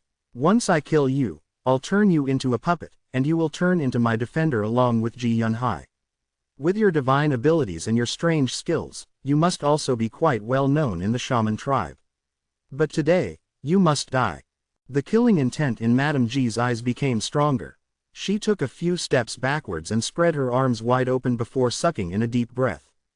With that one breath, a huge gust of wind charged towards Madame Ji, and when it entered her mouth, a tattoo suddenly appeared on her ugly face. That tattoo was a hideous-looking head, and the size of the head was definitely not of an adult's, but an infant's. The span of 10 breaths slowly trickled by. Su Ming eventually stopped examining that curse. The previous research had allowed a slight epiphany, but if he wanted to gain the true curse, he would need to figure out a way to get it from Madame Ji. A stern look appeared on his face. This Madame Ji might not be a ladder shaman, but she was one of the extremely powerful medial shamans Su Ming had ever encountered before. Her methods were also numerous and varied. Yet the more that was the case, the more Su Ming dispelled the thought of immediately using the power of the god of berserkers and all his other killing moves. He did not have a lot of experience in fighting against shamans. Large-scale battles could not be counted in that number. This sort of battle where two people tried to kill each other with arts and spells was something Su Ming lacked experience in.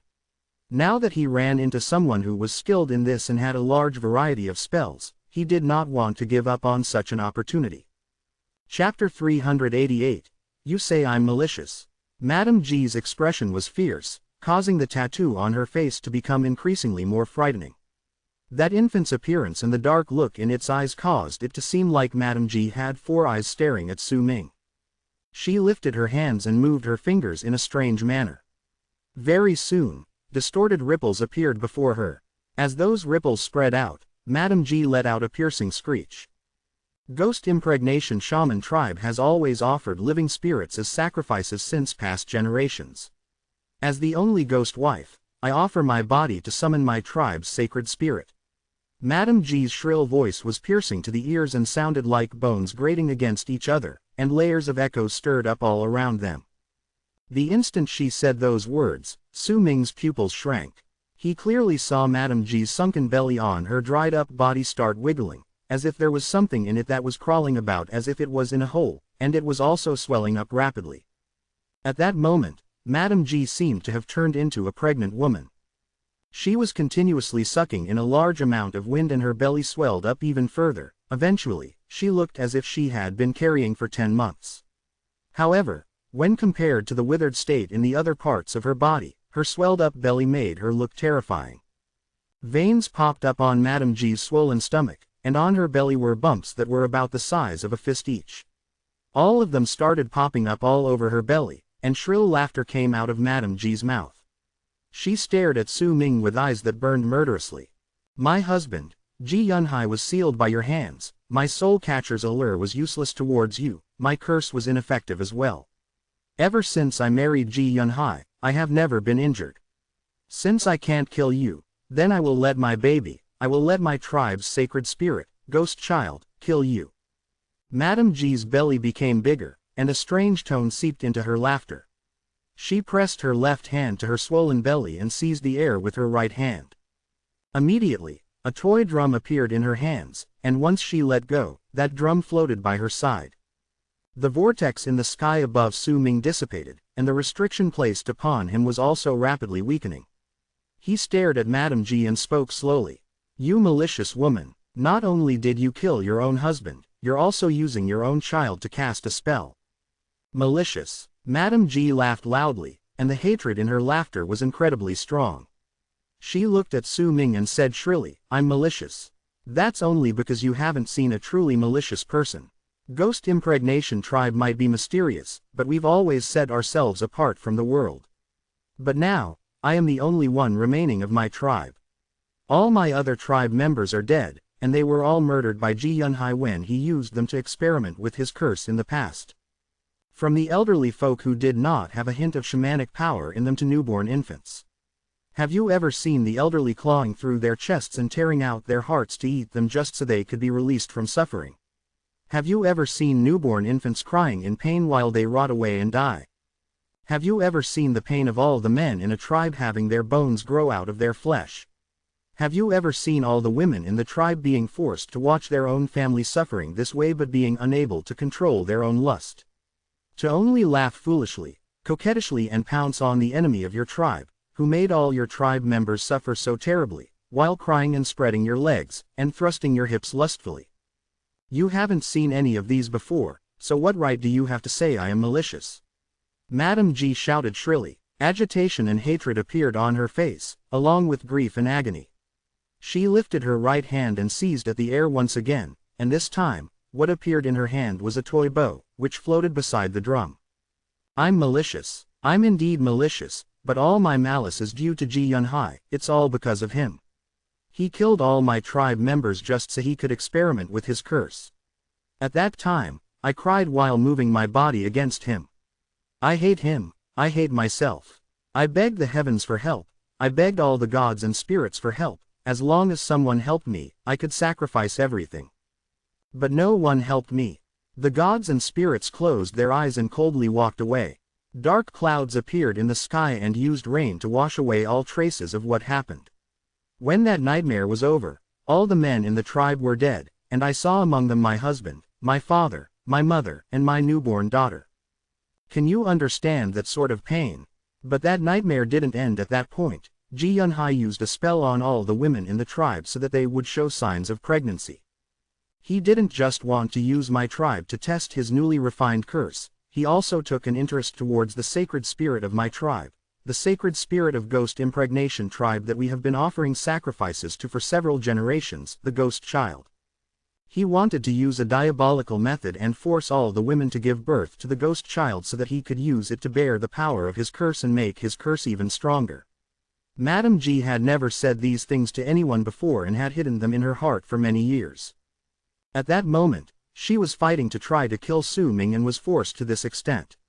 Because of this, in her bout of madness, due to Su Ming calling her malicious, she poured out all the words in her heart to him. Everyone died. My elder sister, my mother, all of my sisters in the tribe had their stomachs cut open by Ji Yunhai, and because they weren't pregnant with the ghost child, they died. Why do you think I'm alive? It's because I was successfully pregnant with the ghost child. A long time is needed to carry the ghost child, that is why I didn't die. I was taken away by Ji Yunhai, he wanted to wait for the birth of the ghost child. I turned into his toy. The reason why I am so lewd is because the curses he planted in me have increased over the years. I became the specimen for his curse. Am I then considered among the malicious people in the world? I was pure in the past. I believed that the sky would forever be blue. I believed the dark clouds would only last for a moment. But the truth is, the blue in the sky is also a form of oppression. That's why I thought of everything I could to please Ji Yunhai, and eventually, after using every method I had in my disposal, I finally found his weakness. After a full 60 years, when the ghost child was born, I killed him. I turned him into a puppet, but the price was that my ghost child dissipated. There's only a hint left in my body, and it turned into a spell I did not want to use. I originally thought everything would end at the moment of his death. I originally thought I would be free and could search for a new life. I would settle in a remote corner and live out the remainder of my days. But do you know what? Do you know, I got used to this sort of lifestyle. I'm already used to the pleasures of lust. I've changed. I'm no longer me. I'm no longer my past self. Tears fell out of Madame G's eyes. As she screamed at Su Ming, she lifted her right hand, and this time, a baby's skull appeared in her palm. That skull was blood red, and it floated beside the small drum along with the toy bow and arrow. Madame G's words fell into Su Ming's ears. The restrictions placed on his body had completely disappeared, but a look of conflict appeared on his face. From Madame G's expressions and her voice, he could tell that what she said was very likely to have transpired. Vaguely, he seemed to be able to see a pure, innocent figure that had disappeared in the passages of time standing behind Madame G. It wasn't anyone else who made this scar on my face, I did it. Every single time I couldn't control myself, I would tear it open and ruin my own face so that it won't heal. But it's useless, I can't control my own body, all of this is because of Ji Yunhai. Madame Ji looked as if she had lost her mind. At that moment, with that huge belly of hers and eyes filled with hatred, she glared at Su Ming. I'll kill you, then absorb your flesh and essence to make you bear my suffering. Ghost child, my baby, be born. Choose your path. If you choose to help Mama, then, kill him. Madame Ji's shrill voice suddenly became gentle. She stroked her belly, and the instant pain appeared on her face. Wisps of black mist suddenly spread from her stomach. As the black mist appeared, Madame Ji's belly started sinking rapidly. In the blink of an eye, an infant's cry rang out, and right before Su Ming's eyes, that vast amount of black mist gathered together and turned into a black infant in front of Madame Ji. There was a black horn on the infant's head and golden patterns on his face. Right then, it opened its mouth, revealing sharp teeth, then crawled towards the spot with the small drum, the bow and arrow, and the infant's skull. A ghastly chill immediately enveloped the area when the ghost child appeared. However, it was clear that this ghost child was incomplete. Its body was rapidly dissipating, and the chill was also swiftly disappearing, allowing the normal temperature to return. It was just as Madame Ji said, this ghost child was just the shadow left behind after it dissipated in the past. Su Ming sighed and took a step forward to charge towards Madame Ji. He lifted his right hand, and a faint light shone. Then right when a vast amount of power spread from Su Ming's body. The ghost child took one swift leap forward and appeared beside the baby's skull. Then once it grabbed the skull, it opened its mouth and bit down on it. Crunching sounds reverberated through the air, and he crushed the baby's skull with his bite. When he swallowed the skull, he lifted his head, and with eyes shining darkly when he looked towards Su Ming, he charged out. Kill him! As Madame Ji screamed shrilly, the ghost child had already closed in on Su Ming. Booming sounds reverberated in the air, and Su Ming was forced back. Blood trickled out of the corners of his mouth. The ghost child was invisible. All of Su Ming's attacks felt as if he had just attacked air. However, that was not all. The force that hit the air had appeared on his own body with a method Su Ming could not understand. He had never seen such a strange spell before. As he retreated, a glint appeared in his eyes. It was not as if he did not have any killing moves for invisible objects. He lifted his right hand swiftly, then drew one line towards the ghost child. One line, Berserker Obliteration. This was the first style Su Ming had created himself. It was also the strongest art among all the divine abilities he possessed. Right now, as he had arrived at the middle stage of the bone sacrifice realm, the power of the 4 berserker bones in his body was activated for the first time. The instant that stroke was finished, an ancient voice reverberated in the air, and it belonged to Su Ming's very own God of Berserkers song. That voice spread out, filled with a majestic might. As Su Ming drew that one line, the ghost child let out a shrill scream of pain. If he had been in his peak condition, he might have been fine, but he was now a manifestation of a hint of what remained of him in the past. He was dissipating quickly enough to begin with, and now, he'd run into Su Ming's berserker obliteration which could cut through space itself. That one line fell on his body.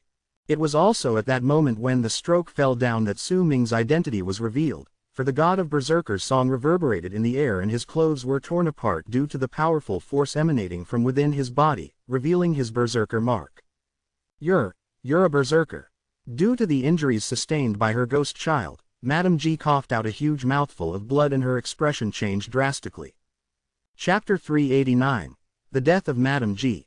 The ghost child fell back and his body started rapidly disappearing while crying out shrilly. When he returned to Madame Ji's side, there was only a small part of him left. Just as he was about to completely disappear, he looked towards Madame Ji, the murderous look in his eyes gone, replaced by a dependence and a reluctance to part. As a complicated look surfaced on Madame Ji's face, the ghost child went towards the floating small drum and grabbed it, then gave Madame Ji a smile that belonged only to babies, and with the smile on his face, his body gradually disappeared. Ashes to ashes. My baby, you also left me. Madame Ji was momentarily stunned, then lifted her head to look at Su Ming walking over from the distance. There was no longer hatred in her eyes, only a cold desire for death. You're very strong. If you can continue becoming stronger, then I will give you a valuable treasure. This treasure is the source of Ji Yunhai's curse, a spell that came from an age where there were no berserkers or shamans. It was because he obtained this item that he managed to learn the curse. As Madame Ji spoke, she lifted her right hand and pressed it on the fist-sized scar beneath her right breast. The instant she pressed on it, all 5 of her right hand's fingers pierced through her flesh and sank into her body. She staggered a few steps backwards, and when she took out her right hand, a rib appeared in her hand. That rib belonged to her. There was a red ring fixed on it. Madame Ji crushed that rib and started forming hand seals with her left hand as words that were difficult to understand fell from her lips. Once she did so and the rib was crushed, the red ring instantly floated in the sky, and with a red flash and a buzz, it disappeared. Su Ming's expression changed. His divine sense was still spread around the area, and during that instant just now, he could vaguely feel that the ring had not disappeared but had instead expanded by several times its size. The spot where he and Madame Ji were at this moment was within that enlarged ring. Su Ming did not even have time to think. A buzzing sound appeared by his ears, and soon after, he saw a red line in the horizon in the distance. In an instant, the world in his eyes had turned blood red. If anyone looked from high up in the sky downwards at that moment, they would see that there was a circular red line that was shrinking from several tens of thousands of feet around Su Ming, and the speed at which it shrank was so fast that it was indescribable. Su Ming did not even have time to dodge. In fact, he did not even have time to execute any of his killing moves. He did not even have time to lift his hand, and the red line that was shrinking around him had already arrived 100 feet away from him. That red line was the ring. Once that ring was enlarged and surrounded Su Ming, it started swiftly shrinking. It did not come with a great momentum, but the sense of danger it brought him was rare. Once it shrank down completely, his body would definitely be unable to withstand it and he would shatter, not just his body but his soul as well. It was too quick. Before he even had time to resist, the red line had already closed in on him, and with a bang, Su Ming's body crumbled and blood mist scattered into the air. What remained in midair was that small red ring that floated there, unmoving. The fire ape was gone. When Su Ming and Madame Ji were fighting, it had left the place. As for the strange rod snake, it had hidden itself on the ground obediently, under Su Ming's orders from a long time ago, and was staring at Madame Ji coldly. Madame Ji looked at the spot where Su Ming had disappeared before her, then looked at the floating ring, and her entire being relaxed. A shrill laughter escaped through her lips, and the malice in her laughter was as thick as ever. Ji Yunhai was sealed by your hands. My soul catcher's spell was useless towards you. My curse could not kill you. Even if the ghost child attacked you, you still had ways to fight against it, but now, you still died. You aren't the first powerful warrior I've killed using this ring, and you won't be last. A berserker. I didn't expect that you would be a berserker. But it doesn't matter, your body has already been crushed by the ring. Under that powerful force, even your soul has scattered into nothingness. Madame Ji's breathing quickened, and her laughter grew even more wanton. This might not be her last move, but it was one of the killing moves she would definitely not use easily. She could only control that ring once and with great difficulty. Every time she used it, her head would feel as if it was going to be ripped apart and she would lose all her senses. She would need about half a month before she could return to normal. She lifted her right hand, and the ring flew to her while wobbling in the air. Once she held it in her hands, she turned around to leave. She had already made her decision. When she had fully recovered, she would go massacre Black Crane tribe. Yet the moment she turned around, dark light suddenly shone at the spot where the ring floated. Once it shrank down, and Su Ming swiftly materialized in the air. His entire body was drenched in blood, and the mask on his face was no longer there. Blood trickled down the corners of his lips, and his right leg was no longer nimble. The moment he appeared, he charged towards Madame Ji with a speed as quick as lightning. During that moment just now, Su Ming did not have any time to execute any killing moves, but he had already learned how to constantly keep the stone fragments dimension open when he was being hunted down by that old berserker. That was how he managed dodged that calamity in this battle. However, the ring's speed was simply too quick. Even if Su Ming had managed to escape into the stone's dimension, he had still been injured. Impossible. Madame G's expression changed drastically and disbelief appeared on her face. She was just about to retreat, but Su Ming was closing in on her quickly. As green light shone, Madame G let out a shrill cry and her head flew up. Her arms were also cut off from her body. Her legs exploded at the same time, and the instant they turned into blood mist, Su Ming's sword swept past her body and she was cut into 4 pieces. All of this happened in an instant. When Su Ming reappeared, he was already far in the distance and was panting harshly, but he did not relax his guard.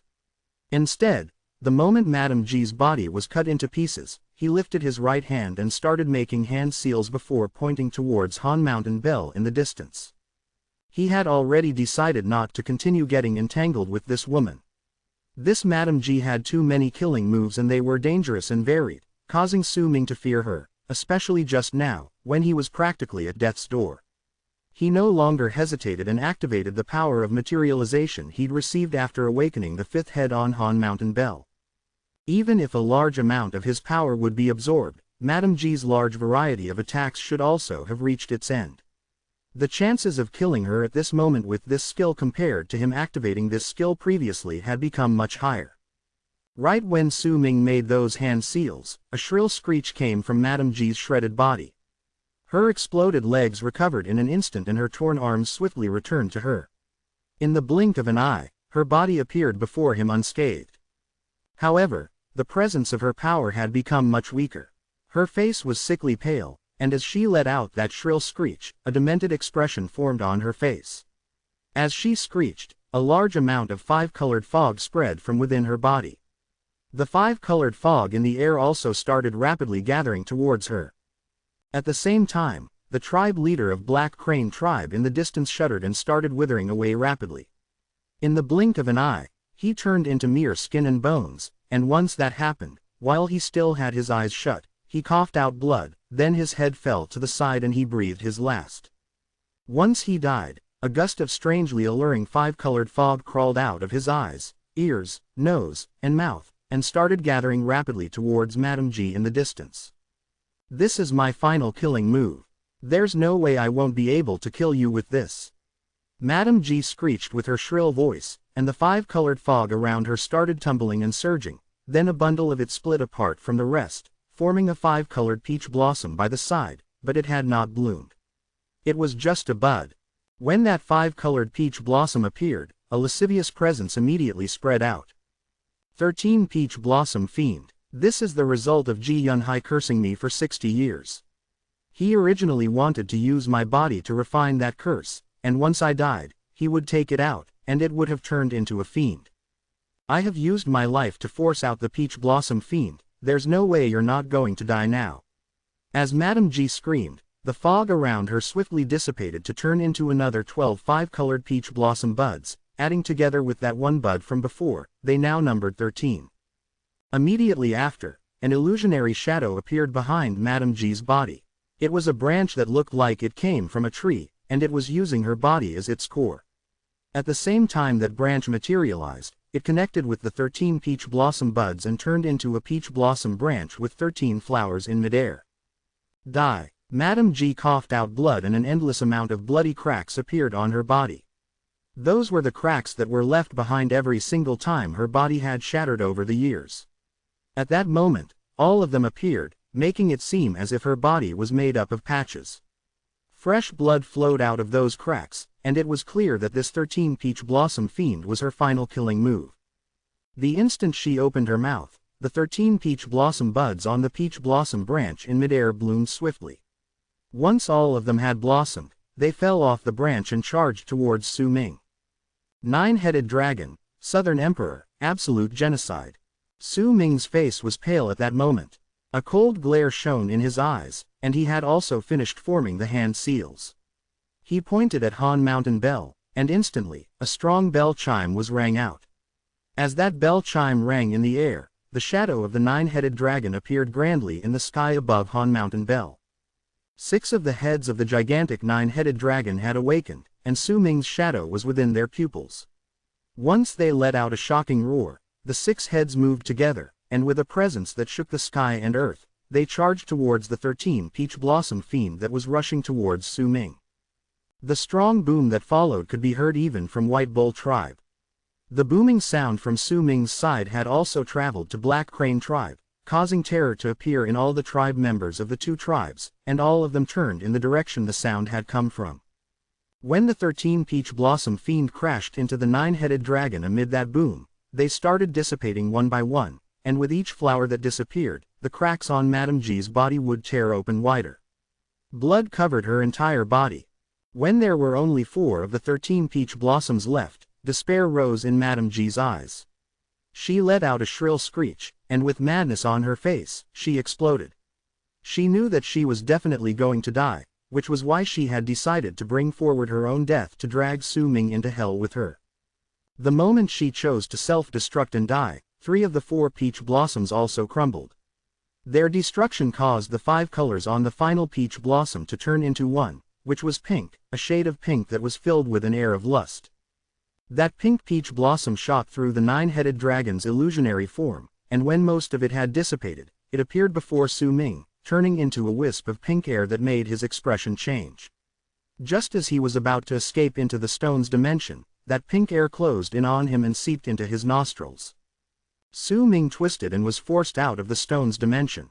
His face turned red instantly and struggle appeared in his eyes. Reason and lust started fighting viciously for control. Chapter 390, Outburst. It was quiet all around. Moonlight scattered on the ground, and if anyone looked at the air alone, they would feel that the moon was filled with a gentle color. However, if they cast their eyes on the ground, they would be terrified. There was a large amount of torn pieces of flesh there that were mixed with quite a large amount of blood. The wind was stirring up the bloody stench, causing it to stay around the area for a long time. Among one of the torn pieces of flesh was a red ring. It was flashing with a red light, and not too far away, in another spot littered with flesh and blood, was a pink bag, but the bag was also torn. There was a dried-up corpse on the land far away. That corpse belonged to the man from Black Crane tribe. He had died a horrible death and was practically left with only skin and bones. There was not a hint of flesh or blood remaining on him, and he looked like a dried-up twig. His original appearance could no longer be seen. His eyes were sunken and he looked like a skeleton. All his life force and essence had disappeared without a trace. A rotten stench spread from the lower half of his body, and it mixed with the bloody stench in the wind to turn into an indescribably terrible stench. Xiao Hong had gone missing. When Su Ming was fighting against Madame Ji, it had run off as if it had gone mad. Su Ming sat on the ground under the moonlight. He was trembling and had his eyes shut tightly.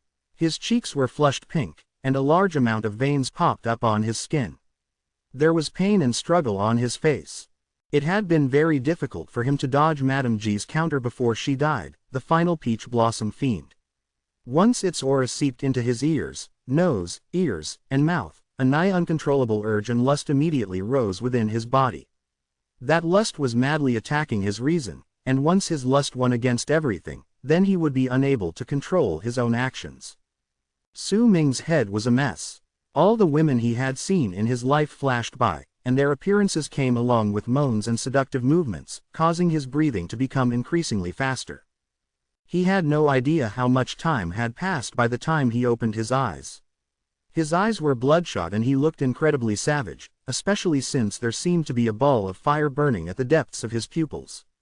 As that ball of fire burned, Su Ming lifted his head and let out a roar towards the sky. His roar reverberated in the air and spread in all directions. This isn't a simple aphrodisiac, it's a curse that brings out the most primal urges in the body. The struggle on Su Ming's expression became stronger. He could still keep his reason at the moment, albeit with great difficulty, and with whatever remained of his logic, he quickly analyzed that feeling in his body. It was not difficult for him to figure out that the so-called peach blossom fiend was the thing that was planted in Madame G's body by Ji Yun Hai in the past. That item had been continuously perfected, increasing in number, over the span of 60 years, causing it to be incredibly violent. All the images in my head are lewd and evil. If I let my lust control my body, then I will end up like Madame G. Even if I find a woman and succumb to my urges, I will definitely not be able to break the spell. And I have a feeling that once I'm unable to control myself and sink into my desires, it will last forever and will be extremely difficult for me to get out of. Unless I use my own power and force down my urges. Su Ming lifted his right hand quickly, and with a red glare in his eyes, he quickly tapped a few spots in succession on his body, but it did no good. Even the black stone fragment hanging on his neck did not react. The black stone can allow me to not be bothered by external things, but now, there isn't any external factors causing a threat to me. It's that peach blossom fiend increasing my lust by several fold. If that is the case, then it's only natural that the black stone is useless. Su Ming trembled even more violently. His hair was no longer pure black, but gradually, at the roots of his hair, a fiery red shade could be seen. That red hue from the roots of his hair started spreading rapidly, and in the blink of an eye, half of Su Ming's hair had turned into a brilliant shade of red. At the same time, the pink hue on his face sank down, causing his face to return to that pale shade. However, the pink hue that had gone away had now gathered at Su Ming's chest. The veins that had popped up on his face looked as if they were about to explode. At the center of his brows, the mark of the sword flashed and the small virescent sword was forced out. It started flying around him while whistling in the air, as if it was very anxious. Su Ming lifted his hands and brought them down to seize the earth by his sides, plunging his hands deep into the ground. As the mark of the sword disappeared from the center of his brows, gradually, the mark of a peach blossom appeared. At the same time, most of his hair turned red as well. His appearance had changed so drastically that, compared to his calm self from before, he looked like a completely different person. A large amount of sweat broke out on his body. The appearance of that sweat caused an indescribable scent to start spreading from Su Ming's body, and if any woman smelled it, their minds would immediately turn into a mess and they would be unable to control themselves. Su Ming's expression became increasingly pained. He had practically used all his strength to fix his hands to the ground, but the power of that peach blossom fiend was too strong. After persevering for a long while, when the mark of the peach blossom completely formed, his hair turned completely red, and at that moment, Su Ming could no longer suppress his lust. He lifted his head and let out the strongest roar ever since he came to the land of the shamans. Roar. As he roared, Su Ming flew into the sky with red eyes. There was no longer any hint of reason in his eyes, only that urge caused by the most primal desire within him. Once he flew up, Su Ming charged in the direction before him without any hint of hesitation, the north. He was so fast that he turned into a long arc in midair and disappeared in the blink of an eye, not even retrieving Han Mountain Bell, that red ring, or the other objects. He simply charged forward like that, and in a short moment, he crossed the distance of 10,000 li. As he charged forward, Su Ming continued growling.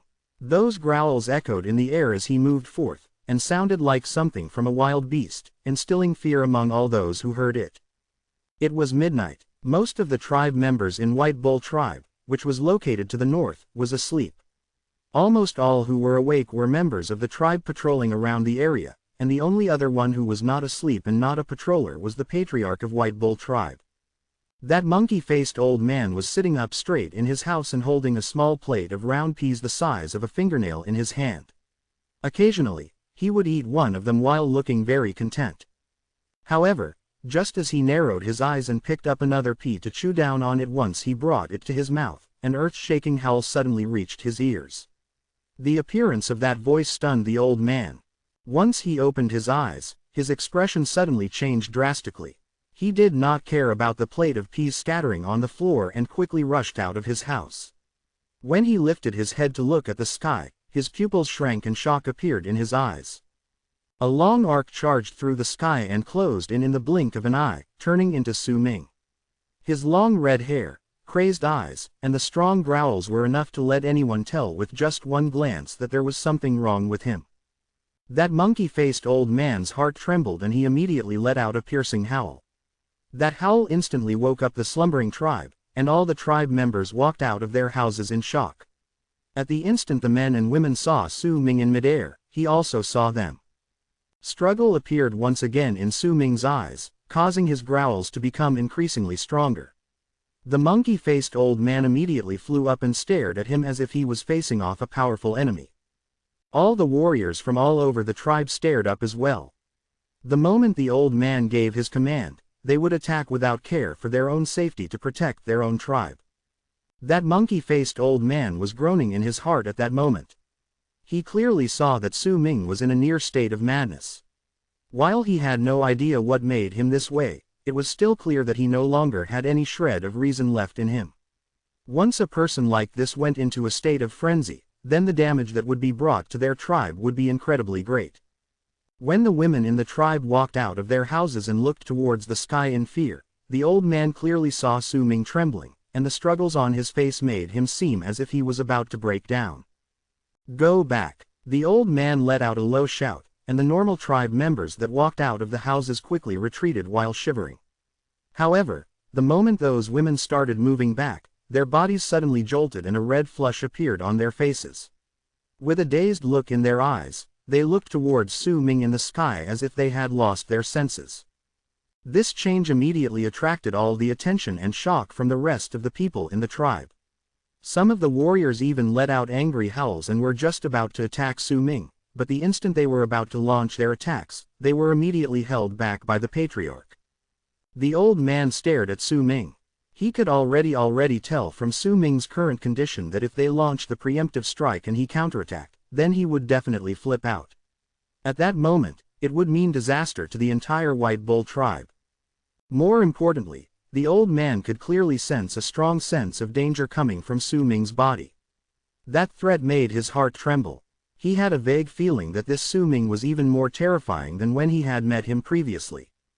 This was simply a feeling. He had no evidence to back it up. He could not tell much with his level of cultivation. He could only vaguely feel that the strong sense of danger came from within Su Ming's body, as if there was a terrifying power that was enough to make him shiver contained inside him. It was as if that existence was slowly waking up. It's aphrodisiac. The old man saw the strangeness on the women in the fear amidst his own fear. Once he linked it to that faint feeling, that terror in his heart, he gritted his teeth and made a decision that would anger all his tribe members, but they would not dare resist. In fact, that decision could even threaten his own position. Even he himself found it hard to voice it out, but he had a strong feeling that once Su Ming went mad, then what awaited their tribe was complete annihilation. It was especially so since he just sensed that power that terrified him once again from within Su Ming's body. The signs that the power was waking up grew increasingly clearer. In fact, most of the other tribe members had also sensed it, and their hearts shivered. Shala, Ahua, Xiao Yun, the three of you, fly up.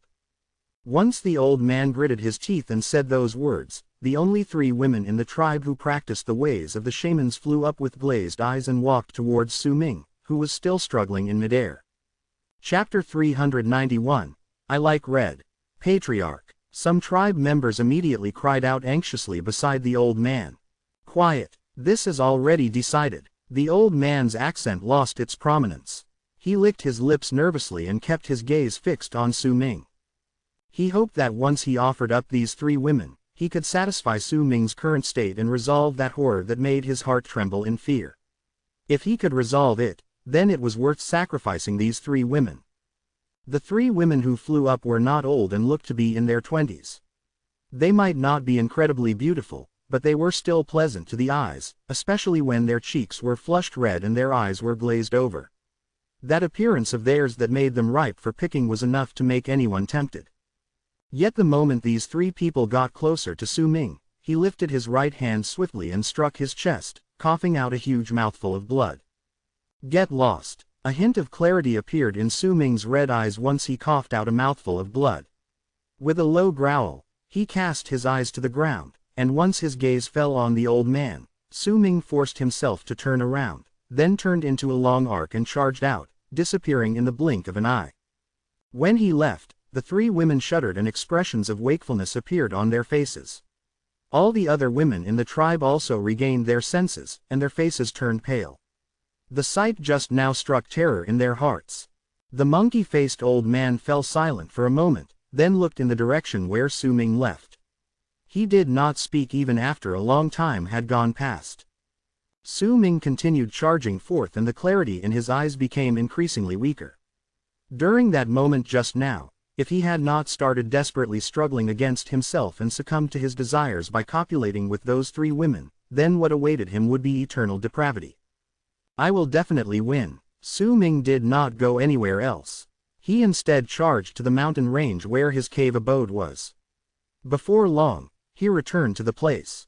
The only hint of clarity in his eyes was almost completely gone, and he would not even have enough time to return to his cave abode. Su Ming lifted his right hand swiftly and pointed at Han Mountain Bell. The bell instantly flew towards him, and once it grew larger in the sky, Ji Yunhai's corpse fell down. As Madame Ji's aura of death disappeared from him, the puppet that was made from the corpse lost its intelligence and fell to the ground unmoving. Right at the instant the clarity in Su Ming's completely disappeared, Han Mountain Bell let out a huge buzz and covered him up, trapping Su Ming's body on the ground.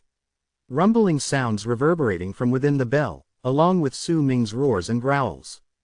Time passed by, and it was soon dawn. Han Mountain Bell was stuck to the ground, and Su Ming did not continue causing any ruckus inside. His body started shivering violently as he sat cross-legged inside. Control was an easy thing to say, but when his desire was increased by that peach blossom fiend by several dozens of fold, even nearing 100-fold, trying to control it was nigh impossible. In a flash, 3 days passed by. During these 3 days, not a single soul came to the area where Su Ming was. It did not matter whether it was White Bull Tribe or Black Crane Tribe, none of them appeared. In fact, there was not even a single passerby who went by the area. These 3 days were like 3 years to Su Ming, and could even be said to be like 30 years. He continued struggling, refusing to be controlled. Even if there were occasional moments of him falling into a daze, due to Han Mountain Bell's seal, he could not go out, and when his mind was clear, he would pay full attention to suppressing his urges. After suppressing himself for 3 days, Su Ming had become much thinner. His robes were torn, his hair was completely red, and his expression was filled with ferociousness. Similarly, as his mind went through 3 days of chaos and madness, an invisible barrier formed in his head. That barrier was like a seal. Its existence was something Su Ming had never noticed before, and even at that moment, he still did not notice its presence. If that primal desire of his had not been enlarged by several fold and continued raging in his body while plunging him into madness, that seal might perhaps never have appeared. As that urge crashed into Su Ming's mind like the waves in an ocean, it also crashed into that barrier acting as a seal. During the dawn 3 days later, as Su Ming continued howling, cracking sounds suddenly rang in his mind, and that invisible barrier, that seal that even he himself did not know of, started showing cracks as that primal desire continued raging in his body. At the same time, a boom went off in Su Ming's head. He had been struggling for 3 days, and now lost his consciousness once again at that moment. However, he did not fall into a coma even though he lost his consciousness. Instead, his hands were fixed onto the ground under Han Mountain Bell while he lifted his head and let out a roar that still shook the sky and earth, even though Han Mountain Bell was between them. As he continued roaring, an indescribably terrifying power erupted from within his body. Even though it was only spreading outwards, the strength of that power immediately lifted Han Mountain Bell with a bang and flung it into midair. At the same time, Su Ming flew up into the air. With a bang, the ground exploded. Su Ming appeared in midair. His breathing was rapid, and there was not a hint of reason in his eyes. There was only red. The mark of the peach blossom at the center of his brows had bloomed in a strangely alluring manner. His face was pale, but there was a purple tinge to his lips, which gave him an indescribable appearance when it was set to contrast with his full head of fire-red long hair. His pupils could no longer be seen in his eyes. His eyes were completely colored red. It took a long while before he eventually stopped roaring while standing in midair. After a long moment, he turned his head slowly and a strangely captivating smile appeared on his purple lips. He dipped his head down and swept his gaze across the land. The ground immediately trembled when he did so, as if there was a power contained within his gaze that was so strong that even the ground could not withstand it. Some of the spots on the ground even exploded, and cracks appeared.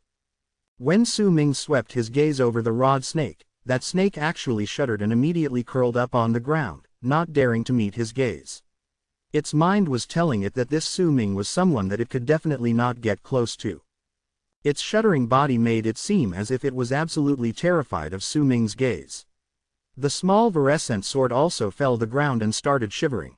Su Ming's gaze paused for a moment on that rod snake, and the red glare in his eyes gave a brilliant flash before he averted his gaze from it. As he moved his gaze away, he lifted his right hand. The fingernails on his right hand were now 3 inches long and were incredibly sharp. The edges of his fingernails shone with a black glare, and he seized at the ground through the air. The red ring from the torn piece of flesh immediately flew out and turned into a long arc. Su Ming grabbed it and wore it on his middle finger. Once he did so, he lifted his head slowly and looked at the Han Mountain bell floating in midair. He let out a cold harumph and pointed at it. Immediately, that bell let out a powerful bell chime, and the gigantic body of the 9-headed dragon appeared suddenly in midair above the bell. The 6 awakened heads no longer had Su Ming's shadow within their eyes, but were instead entirely red. Those heads roared ferociously at Su Ming. The 3 heads that were still asleep started trembling non-stop, as if they did not dare face the current Su Ming, just like the rod snake. In the face of the 9-headed dragon's roars, Su Ming took a step forward. With that one step, he arrived right beside Han Mountain Bell. Completely ignoring that roaring 9-headed dragon, he lifted his right hand and pressed it on the bell. The instant his right hand fell on the bell, the 9-headed dragon immediately let out a shrill cry of pain. The 3 heads that had their eyes shut tight opened them simultaneously. Their eyes were covered entirely in red, and the 9 heads held together. Su Ming lifted his right hand, and Han Mountain Bell instantly shrank. The 9-headed dragon above it also completely vanished. Su Ming opened his mouth and swallowed the bell. Once he finished doing that, he seized at the sky with his right hand. With that one grab, the entire sky instantly distorted, as if it was sucked in when Su Ming clutched his hand towards its direction. Then he swung his hand around him. Immediately, a screen of light appeared below Su Ming. The puppet that was Ji Yunhai, the rod snake, and everything within the circular area of 100,000 feet, including the mountain range and his cave abode, was completely surrounded in the light screen like a seal, closing them off completely. Su Ming stood outside the light screen and lifted his head to look at the sky. After a long moment of silence, he suddenly let out a low growl. That growl was not loud, but it made the weather change. Even the moon in the sky looked as if it was about to crumble. A powerful wave of ripples spread out in all directions, and as they created rumbling sounds in the air, those ripples covered all of heaven. A large vortex appeared in the dark sky, and as that vortex started moving, Su Ming's roars started spreading even further into the land. "I like red," Su Ming mumbled hoarsely. A red robe abruptly appeared on his body, and when it set in comparison to his long red hair, it made him look incredibly strange and fascinating. There was a mountain in the land of the shamans that was surrounded by a sea of clouds. At the peak of the mountain was a big hall, and within that hall was a white-haired old man sitting alone in there. There were 9 skulls surrounding him, and each of those skulls were lit with a green flame. The old man's face was originally calm, but the instant this Su Ming, whose presence changed drastically after he awakened, let out that roar, the old man opened his eyes swiftly. His expression changed and he stood up hastily. The flames in the 9 skulls around him were all instantly extinguished. "This presence, who is it?" There was an old man wearing a Taoist robe taking a stroll in the sky above in the land of the shamans. There was a giant sword under his feet, and it was cutting through the air at an extreme speed. Yet at that moment, the giant sword suddenly trembled. The old man also came to an abrupt halt and his expression went through an instant, drastic change. "This is, whose presence is this?" He immediately lifted his right hand and started forming seals to attempt to predict it, but he only managed to go through half of it before he coughed out a mouthful of blood. At that moment, many people from different spots in the land of the shamans walked out with shock on their faces, and these people were all immortals and shamans. Zhongzi was sitting cross-legged on the giant turtle in Autumn Sea tribe. The tribe was still migrating and were about to reach their destination. His expression was calm, his long hair fallen around him. Yet at that very moment, he opened his eyes swiftly, and a hint of shock could be seen on his face. The power of that roar, his eyes sparkled and he suddenly stood up to look at the sky in the distance. Wan Chu was right beside him, and she saw the change in expression on Zhongzi's face. She looked towards him. Sir Zongzi, someone has broken through the state of end among us shamans. That roar he let out just now, his power, just who is he? Zongzi mumbled and sucked in a sharp breath. Chapter 392, Progenitor Hong Luo. There was an underground palace located deep beneath Sky Mist City. The layout of the underground palace was different from the other buildings in the land of the Berserkers. It was built with 8 corners, its walls made entirely of spirit stones. It shone in a large variety of colors, and even though it was underground, the light still shone in all directions, and there was a thick layer of spiritual energy spreading through the area. There were 8 doors on the octagonal building. All of them were shut tightly. At the center of the building was a main hall. There were 2 gigantic statues of people over there, and one of the statues wore a long robe. There was the picture of Tai Chi sewn around the chest area on his robe. That person was forming seals behind his back with his left hand. His right hand was lifted to pinch his beard. He might just be a statue, but his gaze was still electrifying and he looked alive. The other statue was a middle-aged man with the body of a Taoist but the temperament of an immortal. That man also wore a long robe, but the symbol of Tai Chi could not be found on his robe. There was instead a long leaf embroidered there. That leaf was green and let out a sensation that it was overflowing with life. The middle-aged man's face was cold and lifeless, but his eyes were filled with a dignified air. He had his right hand lifted to form seals, and his left hand was placed upon his right hand, as if he was executing some sort of powerful divine ability. There were 5 stone chairs located underneath the 2 statues in the shade, and at that moment, there were people sitting on 3 of the stone chairs. However, 2 of the people sitting on the stone chairs could not be seen clearly. Only the person sitting on the 3rd stone chair could be seen clearly, and that person was Sky Mist's ancestor, whose face was dark as clouds. A limited amount of powerful warriors in the land of the shamans had noticed Su Ming's roar, and as they were all shocked by its appearance, Sky Mist's ancestor spoke. A mysterious powerful shaman has appeared in the land of the shamans. You have all heard that person's roar just now. That person shouldn't be from Hidden Dragon sect. After all, there is still 3 years before the date they descend. No sect has the ability to bring forward the date when they descend. They can only come to this place on the allocated date by activating the rune on Realm Mountain, one of the 2 people in the shade remarked hoarsely. Neither is it possible for him to be someone from Great Leaf Immortal sect. There are incredibly few of those who descend from Great Leaf Immortal sect. I don't think there are more than 3 who have come here, and they're all in the main tribes or clans in the land of the Berserkers. They won't go to the shamans. No matter who this mysterious powerful warrior is, he's not allowed to ruin our plans. Since that person suddenly appeared in the land of the shamans, then the people from Hidden Dragon sect will deal with him. In truth, I still don't understand it. The god of Berserkers in the land of the Berserkers has died and it's impossible for a new god of Berserkers to appear. Without the god of Berserkers, why should we immortals be afraid of them? The inheritance of 9 Li among the shamans has also mostly disappeared, and there's only a hint of it left. Those who obtain that inheritance will at most reach ascendance. We of Sky Mist sect only need to send out a senior to destroy the entire Berserker tribe. Why do we need to work together with the other 2 sects and carry this plan where we keep descending over the past thousands of years? The person who spoke next was Sky Mist's ancestor. He let out a few barks of chilling laughter before he said languidly, HMPH. You descended to this place thousands of years ago and don't know the details. If this place was really as simple as you think it is, then I wouldn't be spending half of my life here. We cannot reveal ourselves and even have to suppress our power so that we won't reveal the presence of immortals too strongly, or else, haha, you can go ahead and try it. Enough. Stop fighting, the both of you. Fellow Taoist Tian Lan has been here for thousands of years, and his knowledge of this place has surpassed mine and yours, fellow Taoist Sun Yang. We should listen to fellow Taoist Tian Lan. But I am also curious. Just what sort of secret is hidden in the land of the Berserkers that you would stay so long here? Did you figure out anything? The person among the trio who had not spoken voiced out his thoughts calmly at that moment.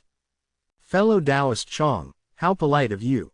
Sky Mist's ancestor smiled and his words towards the man named Chong became gentler, though he was highly concerned about this person's identity. My status in the sect might be ordinary, but I've been in the land of the Berserkers for several thousands of years. I believe I am somewhat knowledgeable towards this place. There is a secret in this place. I don't know it, but if we completely reveal our presence as immortals here, then we will die.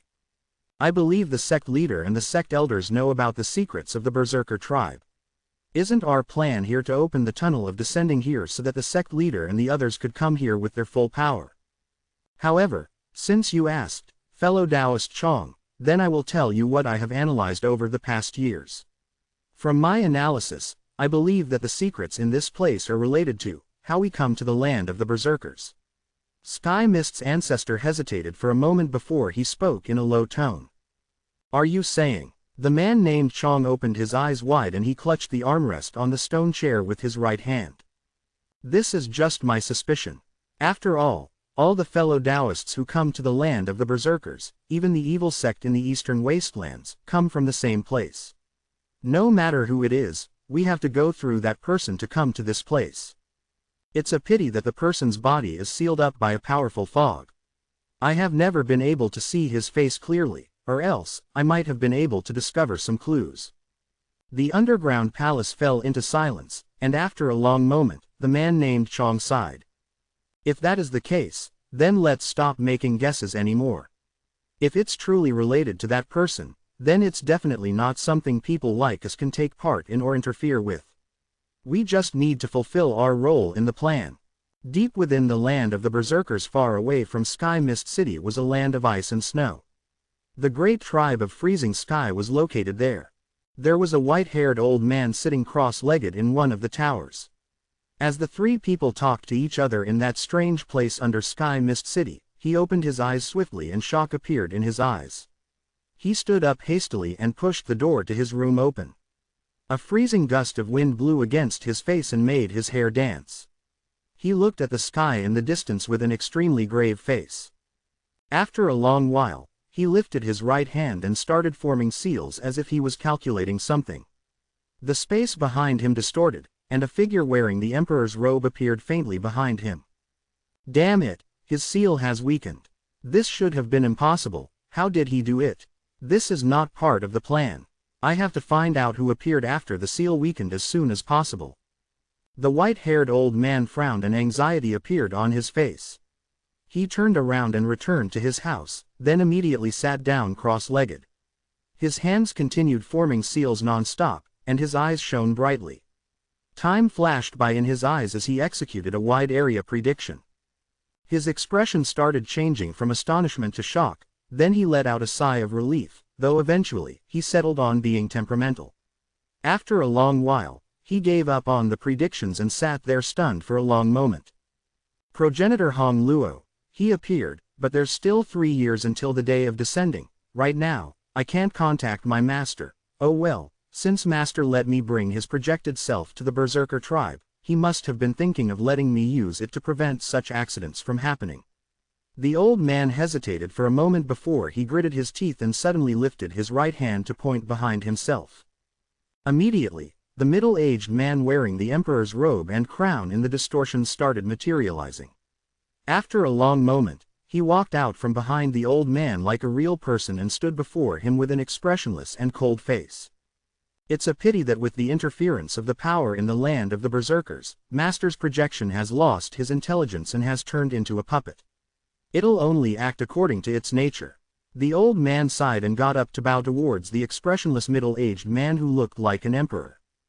Master, Destiny's seal has been lifted and something unforeseen occurred. Progenitor Hong Luo has appeared. Please take action and restore order. As the old man spoke, he bit the tip of his tongue. Once he coughed out a mouthful of blood, he quickly flung his right hand towards that blood mist. Immediately, 3 bloody, runic symbols appeared in the blood mist and fell on the body of the man who was like an emperor. A glint appeared swiftly in the eyes of the puppet, and a hint of intelligence manifested in his eyes. He cast the old man a cold look, then turned around to take a step forward. His body became invisible and he disappeared. Thank goodness Master gave me his projection, or else we wouldn't be able to suppress the awakened progenitor Hong Luo. It should be fine. As long as it's not those 3 old coots who awakened, it should be fine. I hope it's fine. The old man frowned and shook his head. He, too, did not have any confidence. The rumors that once circulated around progenitor Hong Luo among the immortals made the old man incredibly wary. In the past, it was rumored that progenitor Hong Luo was naturally brutal and immensely enjoyed killing. He also loved challenging the strong and then killing them cruelly. In the end, Sir Dtn took action, and he sealed progenitor Hong Luo in Destiny's body. The old man sighed. The entire weather in the land of South Morning could be said to have changed due to Su Ming's roar. It was impossible for Su Ming to not know what was happening, though perhaps he could no longer be known as Su Ming anymore. I like red, but who am I? The red-haired Su Ming stood in the sky above the land of the shamans. His eyes were crimson red, and there was a hint of confusion within them. Dtn, I am not Dtn. My enemy's name is Dtn. After a long while, Su Ming lifted his head swiftly. He did not bellow, but the arrogance and wildness on his face was as clear as day. Dtn, you and I cannot live under the same roof. I will kill you. Su Ming lifted his right hand swiftly and pushed down on the ground in the distance through the air. That push immediately caused the land to tremble viciously and cracks started appearing rapidly on the ground. As they spread out, they covered a distance of more than 100,000 feet. At the same time, Su Ming formed his right hand into a claw and swiped at the air above him. Earthen or a fiendish dragon, he mumbled. Wisps of white mist crawled out of the endless cracks on the ground. They rose into the sky together and the earth withered away as if it had lost its life force. It was as if all the life force on earth had been taken away by Su Ming. The white mist gathered up and started tumbling about violently. In the blink of an eye, the white mist turned into a gigantic white dragon. The dragon's eyes were red and its body was white, but soon, that white body turned red, resulting in a gigantic red dragon that was several tens of thousands of feet big. With a roar, it rushed towards Su Ming and stopped under his feet, allowing Su Ming to stand on its head. Once he did so, the dragon moved its gigantic body and charged into the distance. Su Ming stood on the dragon's head. His long red hair danced in the wind. Who am I? Just who am I? Su Ming. That's right, I'm Su Ming. My enemy is Dtn. I have to kill him.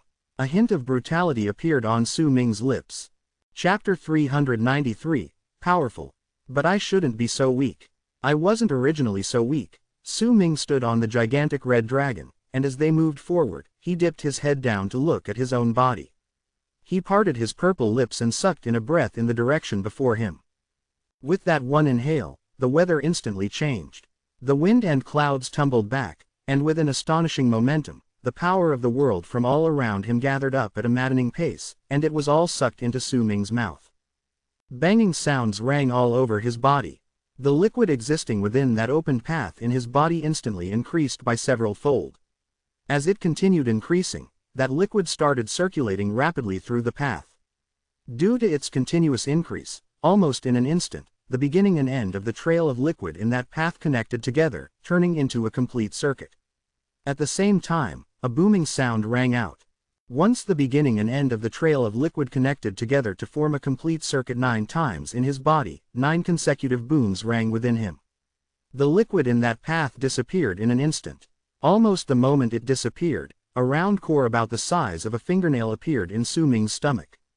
That core shone with a golden light, causing Su Ming's body to be surrounded by that light, but that was not the end. At the same time that golden core appeared and Su Ming continued sucking in the power of the world through his parted purple lips, the dense power of the world rapidly fused into that path, turning into liquid to circulate through that path once again before blending into the golden core. This process repeated for an unknown amount of times, and eventually, the golden core in Su Ming's Dantian region, swelled up to the size of a fist. Su Ming continued charging forth in the sky. Wherever the gigantic red dragon passed by, the people in the land of the shamans who saw it would feel their hearts trembling, and fear shot up swiftly within them. Su Ming's power might not be great, but as his red hair appeared and as the will that was sealed up within him woke up when the seal was shattered due to the attack from his own desires, his divine sense manifested within him with a powerful might that it had never possessed before. The power of that divine sense was what the powerful warriors in the land of South Morning had sensed, the power that surpassed the state of end. As he moved forward, Su Ming continued absorbing the power of the world. Gradually, wherever he passed by in the land of the shamans, the earth would become dull as if it had lost its life. The grass on the land withered away, the layers of clouds in the sky crumbled, but in turn, a crack appeared in that golden core within Su Ming's body. That crack continued spreading, looking as if there was a new life about to be born from within. A unique presence spread out and surrounded Su Ming. This body is too weak, it has inherited my divine sense, but it can only show off 1/10 of my power, but with the aid of my divine sense, I can make it grow much stronger, and I'll be able to bring out about 1/5 of my power, Su Ming mumbled. With red eyes, he lifted his right hand and struck his body. That one strike immediately caused the cracked golden core in his body to explode. As the golden core exploded, a small human with red hair with the exact same appearance as his appeared within his body. Still too weak. With a body like this and a level of cultivation like this, how can I kill DTN? The gigantic red dragon stopped in midair. As Su Ming stood on the dragon's head, his expression darkened. I can feel it. I only have 7 days to stay awake this time. 7 days later, I will fall asleep again. 7 days. Damn you, 7 days. It's impossible for me to make this body reach a level where I can kill DTN in 7 days. The only way for me is to cast that secret art. I'll use that secret art to stimulate this body so that I can gain the strongest power possible within a short period of time. I remember that there are 2 secret arts that will allow me to do so. A glint appeared in Su Ming's eyes and a frightening expression appeared on his face. One of them is the art of the dragon subject, Yin Simmerg 2. This secret art requires 9 virgins with absolute yin physiques. I will have to use their power of yin to fuse with my divine sense, so that all my potential in life can be brought out in a short period of time. The other secret art requires me to search for the powerful warriors in this place and absorb the power of essence from their bodies, which will allow me to become powerful for a short amount of time, Su Ming mumbled. His eyes sparkled, and he spread out his divine sense. In an instant, his divine sense swept through a large part of the land of the shamans. Based on his requirements, his divine sense quickly searched through the area which it expanded to, and then, Su Ming turned his head around to look at the sky in the distance. There aren't any who fulfill the requirements for the art of the dragon subject, Yin Simmerg, but this woman, even though she only fits the requirements a little, she's still adequate. There are quite a few who fit the requirements for the second secret art, though. The gigantic red dragon beneath Su Ming let out a roar and charged into the space in the sky before disappearing without a trace. Soon, the sky above a plain of grass in the land of the shamans suddenly distorted and a long red dragon charged out with a howl. Without even stopping for even a brief moment, he crashed into the ground. A furious howl could be heard in the midst of that loud rumble as it reverberated in the sky. The ground shattered under that rumble and a large crack appeared. An endless amount of red fog crawled out as the gigantic dragon crashed into the ground and surrounded the area, causing the place to be shrouded in red fog. At the same time a howl came from within the fog, a red figure in the sky charged into the fog with a ferocious expression. The continuous rumbles lasted for an hour, then the area fell silent. That red fog gathered together and once it turned into that gigantic red dragon again, it shot up from the ground and flew towards the sky. At the same time it flew up, 2 figures were revealed in a deep pit on the ground. One of them stood there with red robes, red hair, and a pair of strange, purple lips. That person was naturally the red-haired Su Ming. His right hand was pressing on an old man's head. That old man shivered as he knelt before Su Ming. He had his hands fixed on the ground with a pained expression on his face. As his body was racked with violent shivers, wisps of white smoke crawled out from his eyes, ears, nose, and lips, and they quickly seeped into Su Ming's body. This process lasted for some time before Su Ming let go of his right hand. He turned around and took a step into the air to land on the long, red dragon. As the dragon let out a howl, it charged into space and disappeared once again. The old man kneeling on the ground coughed out a huge mouthful of blood. With a pale face, he looked in the direction Su Ming had left with shock and fear. His body was incredibly weakened, but he immediately struggled up to his feet regardless of his weakened body and quickly left the area. Within a mountain range in the land of the shamans were 2 gigantic ferocious beasts of 10,000 feet big fighting against each other. One of them looked like a tiger but had a pair of wings. Its roars shook the sky and earth. The creature fighting against the tiger was a ball of flesh that floated in midair. That ball of flesh continued wiggling around, causing black liquid to fall on the ground, letting out sizzling sounds once it touched the earth. There were numerous tentacles on its body, and at the end of each of the tentacles was a big mouth. There were many sharp teeth within those mouths, and they were all fighting against that tiger-like creature. That fight had lasted for several days, but on this day, as they continued fighting against each other, suddenly, a blood-red dragon charged out from the space in the sky above them with a howl. At the same time it charged towards the two beasts, it stirred up a large amount of red fog in the area. The two beasts were shocked, and when they lifted their heads to look, a red figure jumped into the fog. Loud, rumbling sounds traveled out from the fog, along with the ferocious beast's furious howls and roars. After some time, the red fog gathered together to turn into the dragon. Su Ming stood on the dragon's head. As the dragon rose into sky and disappeared into nothingness, the tiger-like beast lay in the mountain range on the verge of death. The disgusting ball of flesh was split in half and a large amount of black blood corroded the ground around it, and it was letting out a rotten stench. The same sight appeared in many places in the land of the shamans during that day. In their shock, all the hidden powerful shamans were forced to face an existence that terrified them, and all of them had a large amount of their power sucked away. Most of the ferocious beasts went through the same fate.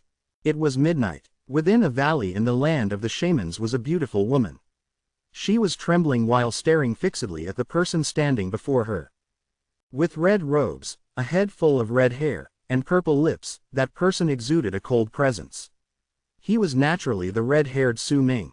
At that moment, he had his right index finger pointing at the center of the woman's brows with a frown on his face, though no one had any idea what he was thinking about. "Who are you?" the woman cried out in a shrill voice. As she trembled, her eyes became filled with despair. There were 8 corpses around her, and all of them had died horrible deaths. It was difficult for her to forget what happened moments ago. She was just training there quietly, but this red-haired man suddenly appeared, and with just one swing of his arm, all her followers started fighting and killing each other as if they had gone mad. "I am a disciple of the god of Shaman's temple.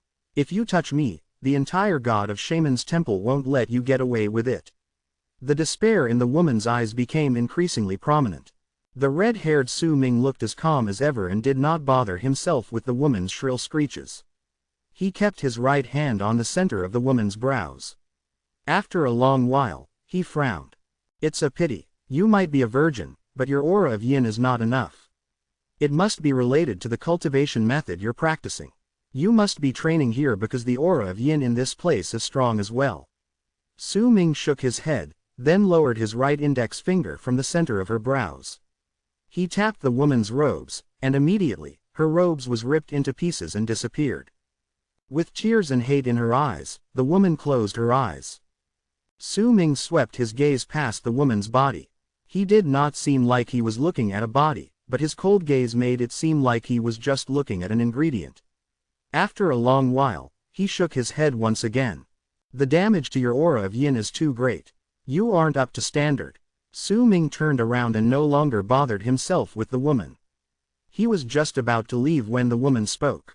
"Just who are you?" She swiftly opened her eyes. "I am Su Ming." With one move, the red-haired Su Ming disappeared from the place. "Su Ming, Su Ming." The woman gritted her teeth and engraved that name deep into her mind. This day was like a disaster to the powerful warriors in the shaman tribe. As Su Ming discovered these warriors within the area in his divine sense, as he went to them, as he continued attacking and absorbing their power, his level of cultivation grew at a shocking pace, and he became increasingly stronger. Chapter 394, I Came for Her. Autumn Sea tribe still had yet to complete their migration, but they were about to reach their destination. They were moving slowly at the edges of the land of the shamans. There were numerous mackerel pikes swimming in the sky. The turtles on the ground were also moving slowly. The end shaman, Zongzi, was sitting cross-legged on his turtle. At that moment, his expression was dark, and he was occupied by his thoughts. By his side, Wan Chu also kept her silence while occasionally looking towards Zongzi. Time trickled by. They should have set up camp to rest during this dark night, but Zongzi felt a sense of danger in his heart, which was why he asked his tribe to continue moving through the night, causing the entire tribe to stay alert of their surroundings. Only by doing so could they keep their battle power up to the best of their abilities when danger descended on them. Wan Chu looked at the sky and saw stars decorating the entire night sky. The warriors in the tribe were still in rather good condition, but most of the normal tribe members and the children were already tired. Sir Zongzi, should we let the tribe rest for a while? Wan Chu bit her bottom lip and asked softly. Zongzi remained silent for a moment and was just about to speak when his expression immediately changed. He stood up swiftly and lifted his head to look at the sky in the distance. His face turned incredibly dark. Wan Chu was taken aback for a moment. When she looked over as well, she did not see any changes in the dark sky. Just as she began to feel uncertain, a flash of red shot out suddenly from the dark sky, followed soon after by a roar that shook the sky. In that quiet night, that roar thundered in the air, shaking the sky so much that the mackerel pikes shuddered. The turtles on the ground also started trembling. That red light was a gigantic red dragon that was 100,000 feet long. That dragon seemed to have crawled out from empty air. Once it appeared, it roared, and its roars spread in all directions. There was a man in red robes and long, fiery red hair standing on its head. Naturally, that man was Su Ming. However, his current appearance had drastically changed from his original look. Those purple lips of his especially filled him with a strange air. However, even if that was the case, all those who had seen him before could still find a trace of the original Su Ming from his current appearance, just like Wan Chu did. When she saw him, her eyes immediately widened in disbelief. Even Zongzi was stunned when he saw Su Ming. He could clearly recognize that the person standing on the blood dragon in the sky was the powerful warrior that appeared during the day in the land of the shamans. However, he absolutely did not expect that the mysterious powerful warrior would be Su Ming. There were also several other people who recognized Su Ming, including that old female ladder shaman. Once they saw Su Ming, they were all surprised. "Sir, why did you come here deep in the middle of night?" It did not matter whether this mysterious powerful warrior was Su Ming or not, Zongzi was still wary. At that moment, he leapt up and appeared in midair to stand before Su Ming. "You are very strong, but you're not my opponent." Su Ming swept his crimson eyes past Zongzi, then scanned through the entire Autumn Sea tribe on the ground. Suddenly, he narrowed his eyes and trained his gaze on Wan Chu. "I came for her." Su Ming lifted his right hand and pointed at Wan Chu with his index finger, along with the 3-inch-long fingernail attached to that appendage. The moment Su Ming pointed at her, Wan Chu's expression immediately changed. She frowned, and an aloof look appeared in her eyes. "How preposterous! Sir, you're going too far by asking for Autumn Sea Tribe's sacred lady," Zongzi said coldly with a dark look on his face. His eyes glinted, and he had already prepared himself for a big fight. "I'm not asking for your opinion. I'm telling you that I'm taking her away." As he spoke, the red-haired Su Ming took a step forward with a calm expression, seemingly ignoring Zongzi. He started walking towards the ground where Autumn Sea Tribe was. Killing intent shone in Zongzi's eyes. He might be wary of the feeling Su Ming brought to him at the moment, but he had to take action. With a move, he rushed towards Su Ming within an instant. As he lifted his right hand, the power of soul catchers erupted forth from his body. It also faded out under that power, making it seem as if he had become one with the world. The illusionary shadow of the candle dragon also appeared faintly behind him. Once that shocking power appeared on Zongzi's body, even the dark sky seemed to have frozen up. However, the moment he closed in on Su Ming did not even spare him a glance. He only lifted his right hand, and the instant Zongzi arrived, he made a seal. Once that seal appeared, Su Ming changed that gesture, and within that short instant, he had already changed the hand seal 9 times. "I grant you the crimson eyes of the night." As Su Ming spoke with a calm tone, he changed those hand seals 9 times. With every single word he spoke, he would change a hand seal, and once he finished saying those 9 words, he pushed outward. With that one push, 2 red dots suddenly appeared in the dark sky. If anyone took a closer look at those red dots, they would find that they were 2 stars. At the instant those 2 stars turned red, a heavenly might descended upon Zhongzi, who was closing in on Su Ming. A violent shudder racked Zhongzi's body and his expression drastically changed, because he had just discovered that his body was frozen in midair and he could not move an inch. I grant you the violet lips of the sky. Su Ming walked over to the pale Wan Chu, and as he spoke, he formed 9 seals once again with his right hand and pushed towards the ground. The ground shook with a loud rumble, and as if it had melted, layers of ripples appeared on the land, which was followed soon by a piercing ray of light shooting out from within the ripples. With just one push, Su Ming made the land disappear. In its place was a brilliant and bright piece of sky. The earth had turned into the sky. As the people stood on the ground, they felt as if they were standing on the sky. This strange change caused the members of Autumn Sea tribe around the area to let out cries of surprise.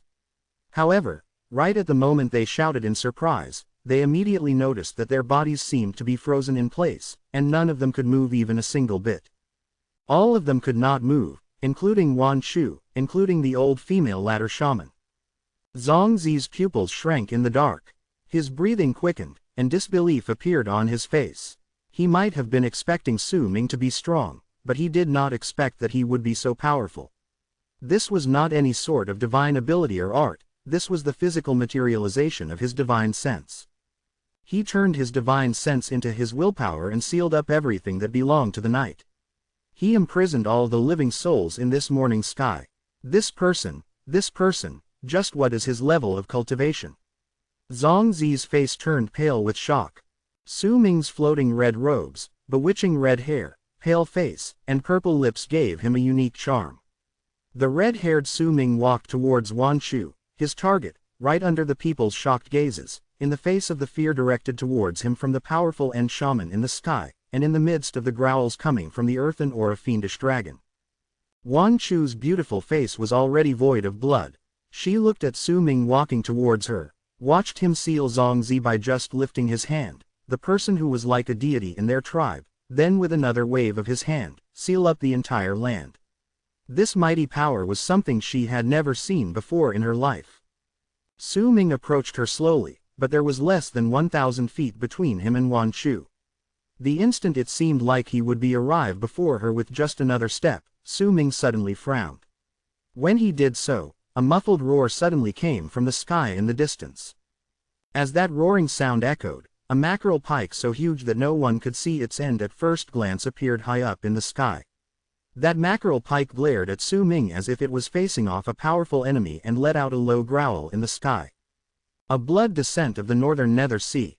Su Ming lifted his head to cast a glance at the gigantic mackerel pike, and a brilliant spark appeared in his eyes. He immediately gave up on walking towards Wan Chu. Instead, with a glint in his eyes, he flew up in an instant. The piercing whistle as he broke through air rang through the sky, and Su Ming charged straight towards the gigantic mackerel pike in the sky. A powerful killing intent appeared on him, and the strength of that killing intent could be clearly felt by all the people in Autumn Sea tribe.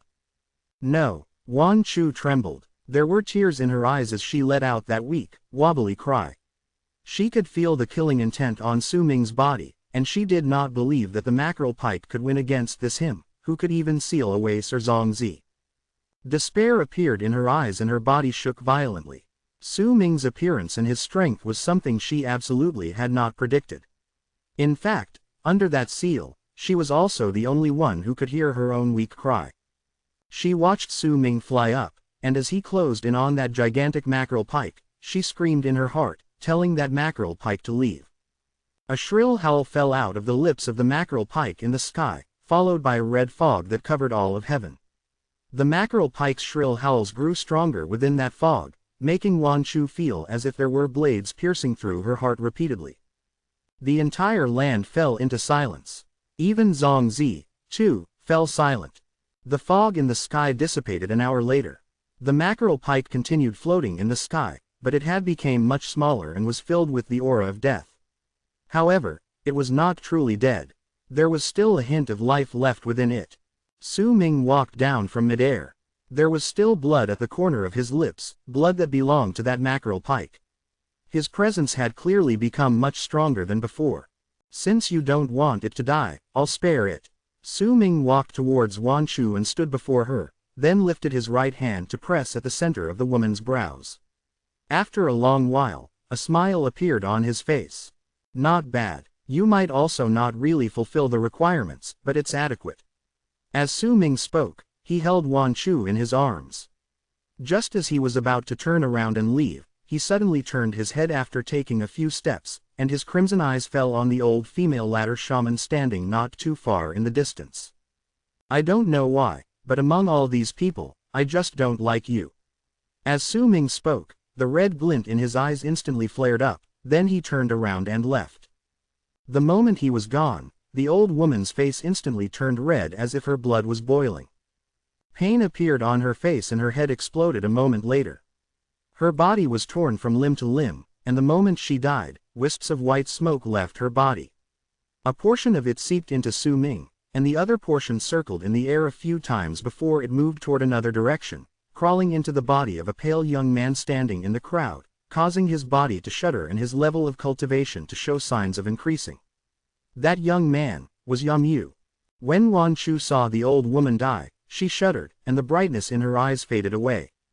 Chapter 395, He is Destiny. The man and the dragon came and brought Wan Shu away with them.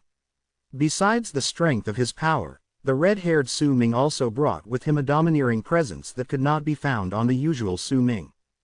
That domineering presence caused Wan Shu to revere him while harboring mixed feelings within her heart, even though he left in silence. As dawn was about to be over, the red-haired Su Ming stood on a remote mountain far from Autumn Sea tribe. The blood dragon hovered in the sky and would protect the area when Su Ming casted that secret art. Wan Shu stood behind him and watched the red-haired man before her with a complicated look. Besides a slight similarity in his appearance, this person was completely different from the Su Ming in her memories. I am going to use you to cast a secret art. You can be as unwilling as you like, but if you control yourself and do this willingly, then you'll be in less pain. Once the red-haired Su Ming finished speaking, he turned around and his gaze fell on Wan Shu. Are you Su Ming? Wan Shu remained silent for a moment before she bit her lip and asked in a bare whisper. Yes. As Su Ming answered, he lifted his right hand and swung it before him. Immediately, a layer of red fog spread out and covered Wan Shu within. He took a step forward and walked into the fog. Time passed by slowly. The sky gradually brightened up. Noon came, and the sunlight brought down scorching heat onto the ground. However, it was freezing cold in the remote mountain where the blood dragon was. As the cold wave of air crashed into the heatwave, distortions appeared in the air. The noon sun weakened. The entire afternoon, too, passed by. When the setting sun dyed the sky red and started disappearing slowly, the red fog at the peak of the remote mountain also started slowly thinning out. When midnight arrived and moonlight illuminated the land with its gentle rays, the fog at the peak of the mountain disappeared completely. The red-haired Su Ming walked out from within. His lips were no longer purple, but had already returned to a pink hue. However, his long hair was still in that strangely captivating bright red shade. Once it was set against his red robes, it made him seem as if he had turned into another person. DTN, Su Ming mumbled. He stood at the peak of the mountain and spread out his divine sense swiftly. This time, his divine sense had become even greater than it was a day before yesterday. Once it covered the area, Su Ming closed his eyes. A moment later, he opened his eyes and looked towards the south. I don't know where that is, and there's no need for me to know where that is either. I only need to know that I can leave from that place and go to the realm of the immortals. There is a large amount of immortals' presence in the mountain to the south. I can go back to the realm of the immortals from there. Su Ming looked at the south and took a step forward. Immediately, the blood dragon moved with him as if it wanted to follow him. Acknowledge her as your master. You were a dragon vein, one that existed on earth. But once you manifested, I imbued you with my divine sense and you gained your intelligence from there. Now, I am going to leave. Stay here and become her guardian beast. Su Ming did not turn his head back. With one step forward, his body gradually turned invisible and he disappeared in midair. The blood dragon was momentarily stunned and lingered around in midair for a moment before letting out a broken-hearted howl. It could not bear to part with this master of his, whom it had only been with for 2 days, because in its memories, the blood dragon was born because of its master. As the blood dragon let out its broken-hearted howl, Wan Shu opened her eyes at the peak of the mountain. She looked in the direction Su Ming had left. She had heard his words, and she fell silent. All her clothes were left intact and not a single article of clothing was missing on her, and in fact, she felt as if she had just fallen asleep and had had a dream. Her expression turned incredibly complicated. She had an indescribable feeling towards this Su Ming. She should hate him, but she could not find a reason for her to hate him deeply. She should be confused, but she could not find the source. That mixed feeling of hers made Wan Shu lie on the mountain for a very long time before she stood up, exhausted, then walked down the mountain in a daze. The blood dragon followed behind her in accordance to Su Ming's will. This was the 3rd day. Su Ming knew that he did not have much time left. He could feel the signs of slumber rising once again within him, but he still had yet to kill Dtn. He could not find it in himself to accept wasting his time like this, not after he woke up through so much difficulty. He walked in the sky, towards a destination that could not be seen with his naked eye but could be detected with his divine sense, a mountain located to the south of the land. The immortal's presence was strong in that mountain. It was also the spot with the highest amount of dimensional cracks Su Ming could see with his divine sense. He was very certain that he could return to the realm of the immortals over there, and once he went back, he would use the shortest amount of time possible to find Dtn and fight against him once more. It's a pity that the woman only fulfilled certain requirements for the secret art and couldn't bring out the full potential. Su Ming shook his head. This was already the woman who best fit the requirements among all those he could find. As he moved forward, he came closer to the mountain he could not see in his eyes. Gradually, the killing intent in his eyes grew stronger. His long red hair and red robes caused his entire person to look as if he had stirred up a sea of blood that was closing in rapidly on the mountain. However, as Su Ming continued charging forward, he came to a sudden halt. His body was revealed in that sea of blood, and as he stared at the quiet emptiness before him, a chilling glint appeared in his eyes. At the same time, the space in the distance distorted and out came 2 people. They were a man and a woman, and one of them was old, while the other young. The old man wore a Taoist robe. His expression when he appeared was grave, and he was staring at Su Ming with brightly burning eyes. The woman beside him had long hair, and she was the female immortal Su Ming had run into previously in Sky Mist City's battlefield. The instant she saw Su Ming with his current appearance, the woman's eyes widened and her breathing quickened. Disbelief appeared on her face. "Sir, which sect did you come from?" "I am Bai Yuan from Hidden Dragon Sect." "Begone," the red-haired Su Ming said coldly and cut off the old man's words. He walked forward. He did not have much time and did not want waste it over here. The old man stared at Su Ming with a dark face, but did not attack. He could feel a strong sense of danger from Su Ming, and that sense of danger was rarely found ever since he came to the land of the berserkers. "Ha, my fellow Taoist, are you in a hurry? If that is the case, then I won't try to stop you." The old man had lived for a long time and had already learned how to be adaptable. If he did not have full confidence, he would not easily strike. Even if he had come on orders and brought that woman along, if he really needed to release the seal on his own power, then he could use that woman to stall time. Besides, he could tell from the direction Su Ming was going to that there was only one possible thing that could attract his attention, the mountain of descending. Once he recalled that the sect's powerful warriors were in the mountain, the old man took a few steps back and cupped his fist as a show of respect before bowing with a smile. Once that old man moved back, Su Ming walked past him, and right when they looked as if they were not going to fight against each other, the long-haired woman suddenly spoke quickly with an ashen face. "He's destiny. He wants to go back to the realm of the immortals." Right when the word, "destiny," fell out of the woman's mouth, the red-haired Su Ming's footsteps suddenly came to a halt. At the same time, once that old man got over his momentary shock, his expression changed drastically. "What did you say? I saw destiny before. He's destiny." A complicated and terrified look appeared on the long-haired woman's face. As she spoke, she moved back. Su Ming frowned, then took a swift step forward, but right at the instant he took that one step, the old man behind him let out a low growl. Fellow Taoist, stop. The old man's white hair floated in the air, and a strong wave of pressure erupted forth from his body. The instant Su Ming turned around and looked over coldly, the old man had already finished forming hand seals with his right hand and pointed at the sky. Immediately, the wind and clouds moved, and a large runic symbol appeared above. The runic symbol shone with a golden light and charged towards Su Ming with a howl. At the same time, as the old man swung his arm forward, and a large amount of runic symbols appeared around Su Ming. These runic symbols shone with a strange light and started spinning rapidly around Su Ming. Cover up the berserkers, heavens for me. I'm going to release my seal to make him stay in this place for a while. Once I release my seal, all our fellow sect members will immediately notice and come to kill him. The old man's anxious words fell into the long-haired woman's ears. The long-haired woman looked at Su Ming with a complicated expression as she retreated with a pale face. She had originally not wanted to speak, but after a moment of hesitation and after she thought about the terrifying disaster that will appear in the realm of the immortals once destiny returned, she still chose to reveal his identity. As she moved back, she brought out a small white bottle from her bosom, and with a complicated look on her face, she poured out a drop of blood from within. Once that drop of blood fell out, she formed some seals with her hands and opened her mouth to suck in that drop of blood.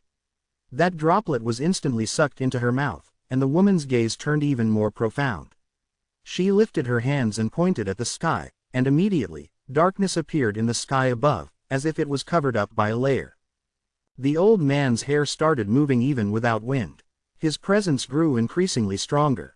In an instant, he had already surpassed the state of end among the shamans and reached an unknown level. Yet even so, he was still incredibly wary of Su Ming. Once the seals suppressing the old man's power were broken, the invisible layer in the sky distorted. Bolts of lightning started swimming about in those distortions, and the air around them started tumbling about like fog. It was as if there was something in the air. A mighty pressure enveloped the world and started spreading rapidly towards the surroundings. Since you're seeking death, then I will grant you your wish. The red-haired Su Ming spoke coldly, and once he swept his gaze past the old man, whose presence increased explosively, he looked at the long-haired woman. As for you, you fulfill the requirements. You'll be able to let my power recover a little more. As Su Ming spoke, a hint of brutality appeared on his lips in the form of a smile. That smile was strangely captivating, and when that smile entered the old man's eyes, it made his heart thump. When that smile entered the long-haired woman's eyes, it made her think of something, and a hint of absent-mindedness appeared on her face. At the same time these extreme changes appeared, the middle-aged man wearing an emperor's cloak and crown walked out of the air, right above Sky Mist City, at the part connecting the land of the shamans and the land of the berserkers. That man was expressionless and his eyes were cold. Once he appeared, he did not look at the land underneath. Instead, he took a step towards the land of the shamans, and his body instantly faded away before he disappeared into nothingness. Chapter 396, Hidden Dragon Tao. The red-haired Su Ming smiled coldly and simply looked at the old man while his presence continued growing stronger. Even as he was facing the numerous runic symbols floating around him and the gigantic golden runic symbol charging towards him in the sky, he turned a blind eye towards all of it and was completely not bothered. Hidden Dragon 6 Tao, Fire in Sleeves. Ever since the old man heard the word destiny, his expression turned incredibly grave, along with a slight hint of nervousness. At that moment, as he spread out his arms, his hair started moving without wind and his robes started fluttering about. Once the long-haired woman formed an invisible barrier with an art using a drop of blood from the bottle to cover up the berserkers. Heavens, the old man revealed a large part of his power, and he immediately attacked with one of the great divine abilities of Hidden Dragon Sect. The moment the last 3 words fell out of his mouth, the old man lifted his arm. His face instantly turned red. He had his lips shut tight, holding in a breath of his primordial chi, and he waved his arm at Su Ming. With that one swing, huge banging sounds instantly rang in the air before the old man, then right before their eyes, a sea of fire appeared as if the air itself was burning. The sea of fire continued spreading out, and in the blink of an eye, it had already covered up the entire area. At that moment, the old man opened his mouth, and he breathed out that puff of primordial chi contained in his previously shut mouth. That one puff caused a violent gust of wind to stir and swept through the area, and it gathered up the sea of fire around them to charge towards Su Ming. From the distance, it looked as if the sky was burning, and the sea of fire looked as if it wanted to swallow Su Ming. Rumbling sounds reverberated in the air, and the sea of fire enveloped Su Ming in an instant. It was also at that moment that the golden runic symbol in the sky and the other runic symbols around Su Ming charged towards him along with the sea of fire to kill him. Those thunderous rumbling sounds shook the sky and earth. The red-haired Su Ming stood in the air with a cold smile and did not move a single inch, simply allowing those runic symbols around him to attach themselves to his body, the gigantic golden runic symbol from the sky to stick to his head with a huge bang, and gave permission to the sea of fire around him to drown him in flames. Those divine abilities struck Su Ming, but not only was there not a hint of happiness on the old man's face, his eyes also went so wide that it looked as if they were about to fall out of his eye sockets. He sucked in a sharp breath with disbelief on his face. The sea of fire that had enveloped Su Ming shrank swiftly from its previously grand and flashy state in the span of a few breaths until it eventually disappeared completely. Su Ming continued standing there and only opened his mouth to suck in a breath. The sea of fire that had spread around him was completely sucked into his mouth, as if his body itself was a bottomless pit. At the same moment, all the golden runic symbols on Su Ming's body became dimmer and eventually disappeared from his skin as if they had melted. The gigantic golden seal on his head also faded out at a rapid pace and eventually turned into a wisp of golden air that crawled into the top of Su Ming's skull. Su Ming's face was as calm as ever. As he continued smiling coldly, a hint of derision appeared in his eyes, and he said languidly, "Too weak. I will give you 2 more chances to attack me." The old man's expressions kept changing as he stared at Su Ming and he started groaning in his heart. He might have heard about some of the rumors about destiny, but he had never expected him to be so terrifying. That fire in sleeves he casted just now was enough for him to fight against those in the Berserker Soul Realm, but this destiny was completely unharmed. Damn it, why is he destiny? If he wasn't, then I wouldn't have to risk my life trying to stall him here. The celestial phenomenon has appeared now, so the others from the sect should be coming soon. The old man's eyes sparkled and the desire to retreat appeared in his heart. Yet at that moment, Su Ming's smile turned even colder before him. If you don't attack within 3 breaths, then I will let you have a taste of my divine abilities. As Su Ming spoke, he lifted his right hand and curled his fingers into a fist, then swiftly unfurled them. Once he did so, he pressed his palm against the air. That one push immediately caused the ground beneath him to tremble, and cracks suddenly appeared. At the same time, a vast amount of earth and aura shot up with a loud rumble like a wave of air, sealing up a circular area of 5,000 li, turning the place into a cage. Not a single shadow of a person could be seen if anyone looked from the distance. They would only be able to see an indistinct wall of air that surrounded the place and was linked to the sky. This sort of divine ability, this sort of art that used earth and aura caused the old man's pupils to shrink. He instinctively took a few steps back and shock appeared in his eyes. Sweat broke out on his forehead, and as he groaned in his heart, he also grew to hate that long-haired woman whose face had turned equally pale. If the woman had not revealed his identity, there would be no need for him to attack. He was stuck. When Su Ming spoke, the old man remembered what he said about 3 breaths and knew he did not have any time to think more. The old man's hair danced wildly in the air and veins popped up on his face. He lifted his right hand and started forming seals before him so quickly that in the blink of an eye, numerous after-images flashed before him as if they were connected together.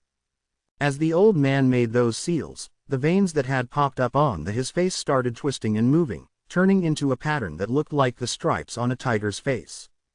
An incredibly powerful presence erupted forth from his body.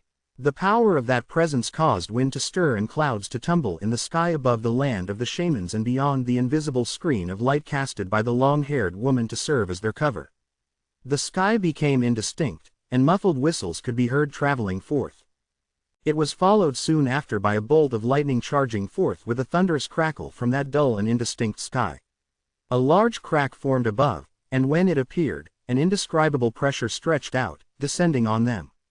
Su Ming lifted his head and stared at the crack. A rarely seen look of seriousness appeared on his face.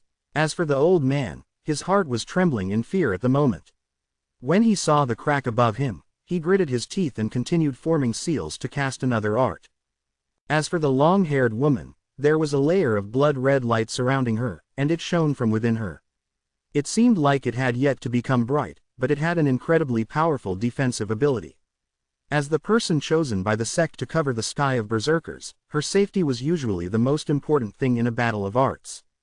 Yet at that moment, her face had turned pale. Blood flowed out of the corner of her mouth. Clearly, maintaining the art to cover the sky of berserkers was something she could not do for long. More importantly, there was something off about her expression. She was not looking at the old man, but kept her eyes trained on Su Ming. There was a complicated look in her eyes. Occasionally, she would look as if she was in a daze, as if she was not sure whether revealing his identity had been the right thing to do. She would never forget, when she was just an outer sect disciple of Hidden Dragon sect, she became part of a team that was given a secret mission due to a selection. There were nearly 100 girls in that team. At that time, she had been cowardly, and she was only at the 6th level of chi condensation. She was also very weak. She did not want to become a cultivator, and only wanted to go back home and be with her parents. It was not her wish to be an outer sect disciple of Hidden Dragon sect either. It was simply because she was the only one in the family that had the physique to become a cultivator. For the sake of her family to continue the line of cultivators, she had to enter Hidden Dragon sect. Once she joined that team, she was sent to a strange place along her other fellow sisters. Only 7 from among the 100-something people remained over there, and the others were all not chosen. She was one of the 7 chosen. It was also in that strange place that she lived for 180 years. The long-haired woman bit down on her lip. With a dazed look in her eyes, she looked at Su Ming blankly, as if she had forgotten about everything. As the crack appeared in the sky and the terrifying pressure appeared, the old man continued forming those seals with his right hand, then suddenly lifted his hand and pointed at Su Ming. Hidden Dragon Third Dao, Crouching Tiger. That one finger caused the twisted tiger stripes on his face to float before him in the form of an illusion of a tiger's head. That tiger roared, and as it charged out, its body and limbs appeared to give it complete form, turning it into a semi-transparent tiger. As it charged out, its body lengthened in the face of wind, and its body stretched out to about several hundreds of feet long. It charged towards Su Ming with a roar. Hidden Dragon Third Dao, Hidden Dragon. Cloud and fog seeped out in a circular area of 5,000 li, as if the area had turned into a sea of clouds. As the sea of clouds tumbled about, a python-like body would occasionally show up inside, making it seem as if there was a gigantic python swimming about in the fog. Almost at the moment the tiger pounced on Su Ming, a gigantic head shot out from the fog of clouds behind him. When that head appeared, a gust of wind filled with a bloody stench swept through the area, and 2 long whiskers shook in the air. That was not a python, but a ferocious dragon head. That dragon only revealed its head, and most of its body remained hidden in the clouds. Once it appeared, the dragon roared at Su Ming and charged towards him. Before him was the semi-transparent tiger, and behind him was the ferocious dragon hidden in the clouds. Su Ming stood in the middle with a strange glint in his eyes. He did not dodge, but turned his body sideways and lifted his left hand to grab the tiger pouncing towards him. Then with 2 fingers pressed together, he pointed towards the dragon closing in from behind him. Complete manifestations of Crimson Net, reincarnations of the world. Su Ming spoke slowly. The instant he opened his mouth, his voice drowned out the tiger's howl and the dragon's roar. He turned his left hand into a claw and pressed it on the incoming tiger's head. When he did so, a hint of ghastliness appeared on Su Ming's lips. No one knew what sort of method he used, but with one swing of his left arm, a burst of energy was sucked into his body through his left arm from the tiger's body, and that energy was then transferred to his right hand. Immediately, Su Ming's right hand and his entire arm turned into a tiger that was the exact same tiger as the one before him. From the distance, the tiger before Su Ming had not changed. Once the right hand turned into a tiger, his hand crashed into that dragon, but at that moment, a similar sight appeared. Su Ming's left hand, pressed against the tiger's head, twisted and turned into the dragon. This scene made it seem as if a dragon and a tiger shot out of Su Ming's body. The dragon and tiger fought against each other, and right in midair, the tiger and dragon formed from the old man's divine abilities crashed into each other. Chapter 397, Heaven's Halberd. I remember that there is an ancient art in Hidden Dragon sect called Hidden Execution of Justice. Do you know that art? As thunderous rumbles shook the sky and earth, the old man coughed out a mouthful of blood. He staggered a few steps back, and Su Ming's calm voice appeared by his ears. Right before his eyes were the dragon and tiger fighting against each other. He saw the dragon shattering and the tiger letting out a piercing howl before they disappeared. Su Ming walked out slowly from within. His expression was as calm as ever. Not a hint of change could be seen on him. He stood there and looked at the old man coldly. You still have one chance. As long as you cast that style and let me see Hidden Dragon sect's ancient art, I won't kill you. Do you really mean it? The old man's face was pale. He could tell that this destiny knew that he was stalling for time and was completely not bothered by it, and it made him slightly terrified to realize it. The two clashes of divine abilities between them had also made the old man realize in shock that the power of this destiny surpassed his imagination. He could not understand how this person could have such power, and the crack in the berserkers, heavens only locked down on him while not causing even a hint of trouble or interference for this person. He was deeply regretful at the moment. In the face of this Su Ming, who did absolutely nothing to counter his attacks, he felt deep fear. When he heard Su Ming's words, he fell silent for a moment before he gritted his teeth and asked. Su Ming frowned and answered languidly, "You just need to believe it." A variety of expressions flitted through the old man's face. He had spread out his divine sense around the area previously and knew that everything around him had been sealed away. The power of that seal alone made it difficult for him to flee. He had no other choice. It did not matter whether what Su Ming said was real, he could only believe that there was that one chance. After a moment, he gritted his teeth. With your power, surely you will not degrade yourself to deceive me, Senior. Since you want to see it, I will cast that art, but it is difficult for me to completely cast the Hidden Execution of Justice. I can only cast it somewhat. As the old man spoke, he lifted his hands and tapped at his chest a few times in succession. Immediately, a red flush appeared on his face. He made some seals with his right hand and pointed before him. Hidden Dragon 6th Dao, Fire in Sleeves. The old man swung his arm, and the seals in his right hand changed before he tapped his right eye. Immediately, a yellow light appeared in his right eye. In fact, the moment the fire appeared, some of the fire that appeared on the old man's sleeve was sucked in straight into his right eye. Hidden Dragon 3rd Dao, Crouching Tiger, Hidden Dragon. The old man changed the seals on his right hand once again. A large amount of after images formed by hand seals appeared before him. Fog surrounded the area, and a dragon seemed to swim inside. Veins popped up on his face and the tiger's stripes appeared once again. The yellow light in his right eye flashed, and the old man's veins started swimming about on his face as if they were sucked into his right eye. The moment they disappeared, a large amount of blood capillaries appeared in the old man's right eye. The instant the red in his eyes formed tiger stripes, the fog around them also rushed to him rapidly. Once it was absorbed into his right eye, a roaring and moving dragon appeared in the old man's right pupil. Hidden Dragon 9th Dao, Autumn Harvest Winter Storage. The old man shuddered, and as he gritted his teeth, blood trickled out of the corners of his mouth. His left hand worked to form the hand seals, and he pointed before him once again. Hidden Dragon 8th Dao, Hidden in Secret. Hidden Dragon 7th Dao, Covering Tracks in Shadows.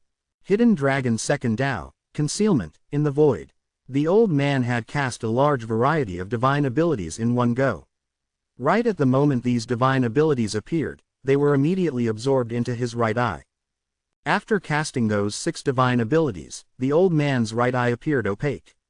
However, if anyone took a closer look, they would find that his eye seemed to be split into yin and yang, and the picture of the 8 trigrams appeared vaguely in his eyes. It was also at that moment that the mighty pressure from the giant crack in the sky became stronger. With a boom, an object slowly descended from within the crack. It was a bronze-colored halberd. There was an arc at the tip of the halberd, and when it let out a chilling presence, the entire sky darkened as it descended. The clouds disappeared, and cracks indicating that space was shattering appeared, as if the world could not withstand this item descending upon it and was about to crumble. A powerful divine sense spread from the halberd. In an instant, that divine sense enveloped the entire area. The halberd turned about slowly, as if it was searching for something. Almost the instant that halberd appeared, all the clouds in the sky of the entire land of South Morning started tumbling about, no matter where in South Morning they were. A strange howl resounded and echoed through the sky. That old man in the great tribe of Freezing Sky in the land of the Berserkers opened his eyes at that moment. A hint of reticence appeared in his eyes as he stared fixedly at the sky. There was a handsome middle-aged man within the 6th gate in Freezing Sky Clan's Heaven Gate. He was smiling and talking to the 8 disciples of Heaven Gate before him. Occasionally, laughter could be heard ringing in the air. Those disciples would also laugh along with him respectfully. They looked to be in incredible harmony, but suddenly, the instant the strange howl reverberated in the air and the clouds tumbled about in the sky, the middle-aged man's expression changed and his smile disappeared. He lifted his head, and his pupils shrank. He stared at the sky, and there was a hint of anxiety in his pupils. Within Western Sea Clan was a sea floating in the sky, an illusion formed by the powerful warriors in the clan. There were many islands on the surface of the sea, but that sea was in the sky, looking like a mirage, creating a huge clash to the eyes. At that moment, there was an old man whose body looked like that of an ape on one of the islands above that sea. He wore a straw hat and had a fish bone sticking out of the corner of his mouth. He held a fishing rod in his hands and leaned against a big rock. He was fishing without a shred of worry at a sea underneath a cliff. Occasionally, he would hum a tune, and he looked incredibly relaxed. Yet very soon, he swallowed that fish bone and looked towards the sky with one swift movement. A variety of expressions flashed through his face, and after a long while, he stood up as if he was deep in thought. After a moment, he let out a long sigh and shook his head with a wry smile before crouching down once again and resuming his fishing. However, from the complicated look in his eyes, it could be seen that he no longer had any desire to fish. The 3 people in the underground palace in Sky Mist City, including Sky Mist's ancestor, looked up at the same time. A cold smirk formed on Sky Mist's ancestor's lips. As for the other 2, looks of shock appeared on their faces. This is what happens to immortals who reveal their power. Now, my fellow Taoists, do you understand? Sky Mist's ancestor asked slowly. The same sight appeared in several locations in the land of the shamans when the phenomenon appeared in the sky. The immortals were not the only ones who sensed this in the land of South Morning. Some of the powerful warriors in the older generation of the shamans and berserkers also noticed this strange change, and all of them harbored different thoughts in their minds. The long-haired woman's face turned pale underneath the halberd. As she looked at the halberd beyond the barrier, panic appeared in her eyes. Once she saw it form beyond the invisible barrier, she immediately shone with a red light, and that flash of red allowed them to hide themselves away from the halberd's divine sense. The halberd might be turning around and sweeping through the land and sky with its divine sense, but it did not seem to be able to see the immortals beneath it. The old man was feeling very nervous. In his fear, he formed those hand seals with his right hand, and once he tapped his right eye, he looked towards Su Ming. Senior, I can only fuse in 6 divine abilities and only cast a shred of hidden execution of justice's power. I won't be able to maintain the art for a long time either. As the old man spoke, he saw Su Ming walking towards him. Conflict appeared in his heart. The moment Su Ming arrived less than 500 feet away from him, killing intent rose in the old man's heart. He was still used to having control in his heart. Hidden execution of justice. With that growl, blood poured out of the old man's lips. Light shone from his right eye and illuminated an area of 100,000 feet. It shone brightly, like a sun, and within the 8 trigrams in his right pupil, Su Ming's reflection appeared. Yet the moment the old man let out that low growl, he suddenly let out a shrill cry of pain. Right before his eyes, he saw Su Ming taking a step forward and disappearing, and when he reappeared, he was already beside him. Without any expression on his face, Su Ming lifted his right hand, and before the old man could dodge him, he seized the old man's right eye, and with one pull, he dragged out that right eye. There was even some threads of blood and flesh connected to that eyeball. Once Su Ming pulled it out, those blood threads shattered. The old man's cries of pain shot out right after and he quickly retreated. Su Ming did not bother himself with the retreating old man. Instead, he simply dipped his head down to look at the bloody eyeball in his right hand, and a pleased smile appeared on his lips. Not bad. With this inferior hidden execution of justice, my chances of returning to the realm of the immortals has increased. Su Ming did not lift his head as he mumbled, he just raised his left hand and tore at the sky. That casual rip caused the blood-red barrier covering the berserkers' heavens to shudder and let out banging sounds. At the same time, it started shattering inch by inch, and in the blink of an eye, it turned into an innumerable amount of fragments that disappeared into nothingness.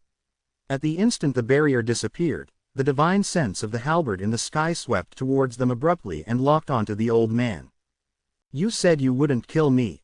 The old man was already scared out of his wits and was madly suppressing his power, trying to hide his presence as an immortal. At the same time, he let out a roar and his body turned into a bloody shadow, charging towards the distance at a shocking speed. He was so fast that he seemed to have turned invisible, as if he was piercing through space itself. The halberd in the sky was completely not bothered by the old man's escape. It slowly turned its body and pointed itself in the direction where the old man left, then with a buzz, the halberd disappeared into the sky. When it reappeared, it was already in the air 10,000 li away. It tapped at the area underneath gently, and there was an immediate shrill scream. The old man's body was revealed in the air, and when he coughed out blood, madness appeared in his eyes. He no longer tried dodging, but in a fit of insanity, he chose to self-destruct. He knew that he was going to die, but the grudge he held before his death made him choose to self-destruct without care of the consequences. With a bang, the old man's body exploded, but the halberd seemed completely not bothered by it. It tapped down once again, and the old man's exploding body was bizarrely frozen in midair. It was as if his time was frozen and he could not continue with his own destruction. Instead, once he was touched by that halberd, his entire body melted and turned into a pool of blood that scattered to the ground. Chapter 398, Berserker Tribe's Sacred Vessel. Once the old man died, the bronze-colored halberd slowly turned its body and spread its divine sense swiftly in all directions around it. The light instantly covered Sky Mist City, and to the south, east, west, and north, the four corners of South Morning. It covered the entire land of South Morning. At that moment, almost all the outsiders in the land of South Morning felt their hearts trembling in fear no matter what level of cultivation they had. Even the old man in the great tribe of Freezing Sky felt the same. There was no point to the immortals being powerful. At that moment, when the halberd descended, they did not dare reveal even a hint of their presence. All their eyes were filled with terror and anxiety, and that emotion was clear proof of the power of the person who left that halberd behind in the past. It was enough to prove that all outsiders in the land of the berserkers were in the end outsiders. The halberd in the sky moved forward slowly. Once it spread out its divine sense, a buzzing sound suddenly appeared from its body, and that buzz instantly covered the entire land of South Morning, reverberating in its sky. That sound was like a provocation. It was as if the halberd was provoking all the immortals hidden in the land of South Morning to see who would dare to reveal their presence. So strong, there were four old men standing on a plain of grass beyond the immortals' mountain of descending, the mountain which the shamans could not see with their naked eye and which Su Ming was headed to. The four old men all looked at the sky with terror-ridden, pale faces.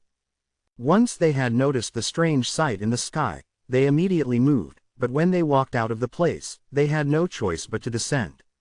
They did not dare continue fly in the sky. This is the Berserker tribe, the terrifying, mysterious Berserker tribe. No wonder the sect leader yearned for the Berserker tribe so much and even told us not to reveal our presence as immortals too much. If we truly have to reveal our presence, we must have celestial maidens by our side to cover the berserkers' heavens.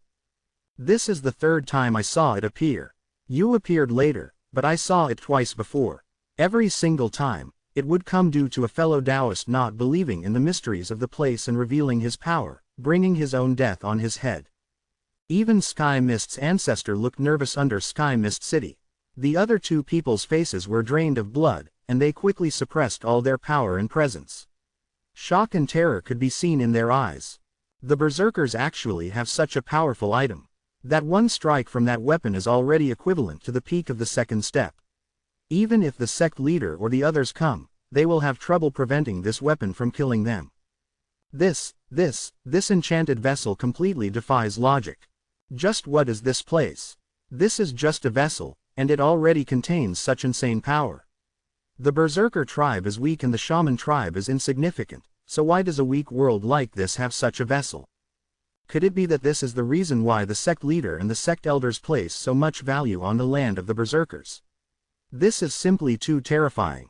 I just can't imagine the weak Berserker tribe possessing such an enchanted vessel that doesn't even belong to their league.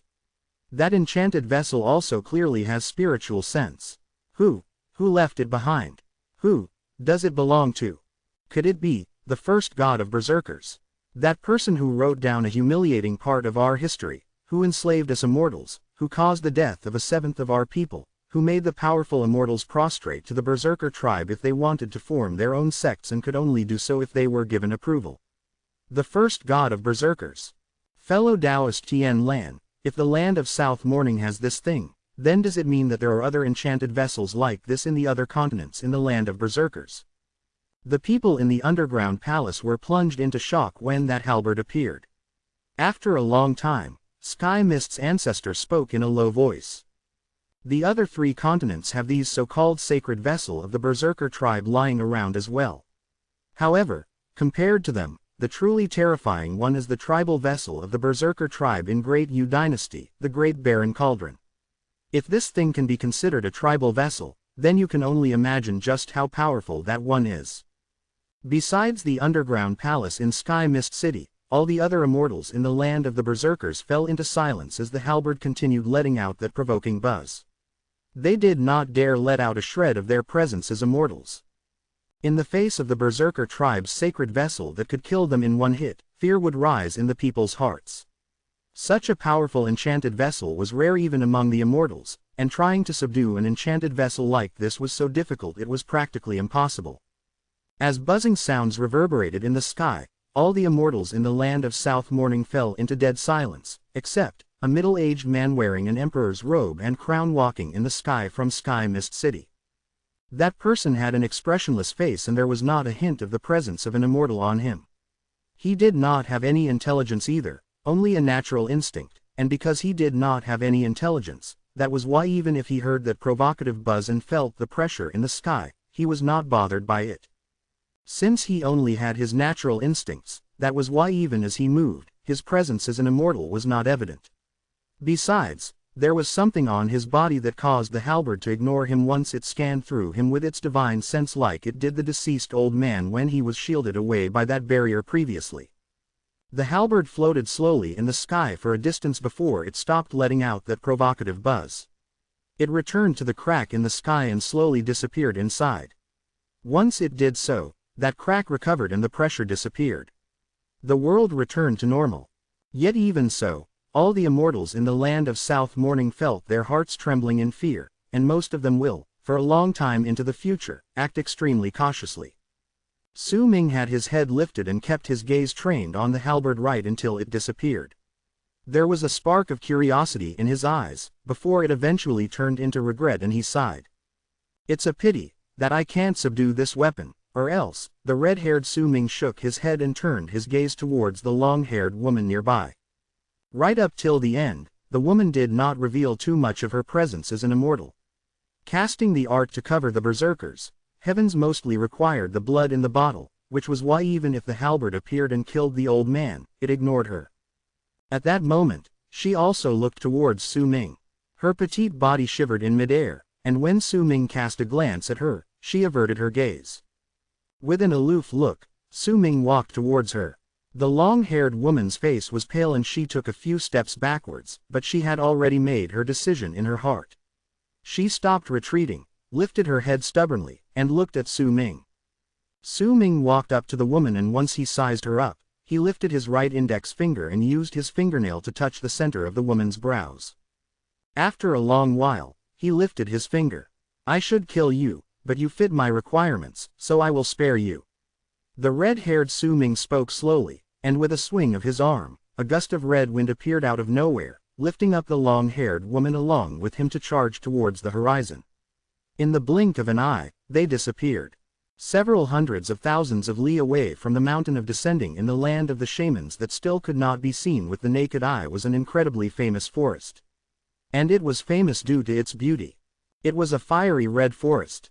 The red maple leaves there were special because no matter the season, they would always remain in their fiery red hue. From the distance, when the red leaves in the forest swayed in the wind, they would look like blazing flames.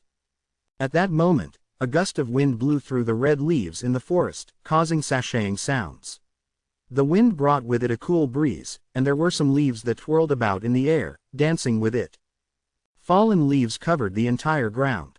Most of these leaves were red, though some of them had already started showing colors of withering. These leaves covered the entire ground, causing the people to feel as if they were walking in fire when they stepped on it.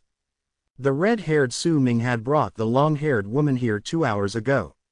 Amidst the wind and the sashaying sounds of the leaves around the area were like red fog that swirled in the air, forming a gigantic ball of maple leaves that existed quietly in the center of the forest. When the sun set in the horizon, the light at dusk caused the fiery red hue in the place to be dyed in gold, giving it a different sort of beauty. At the same time, the ball of maple leaves in the forest slowly dissipated. When it did so and the leaves fell down, Su Ming walked out from within.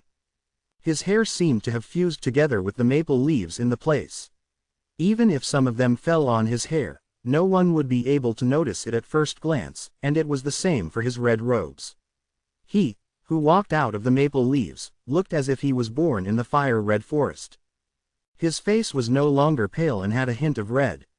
His lips had already recovered to the normal shade of pink. However, the mark of peach blossoms at the center of his brows had become much more brilliant. There was a woman sitting cross-legged among the scattered maple leaves behind Su Ming. The woman's long hair spilled on her shoulders. At that moment, she opened her eyes and looked at the leaving man. The complicated look in her eyes became even more prominent. Her robes were fully intact and not a single article was missing, but her face had become much paler.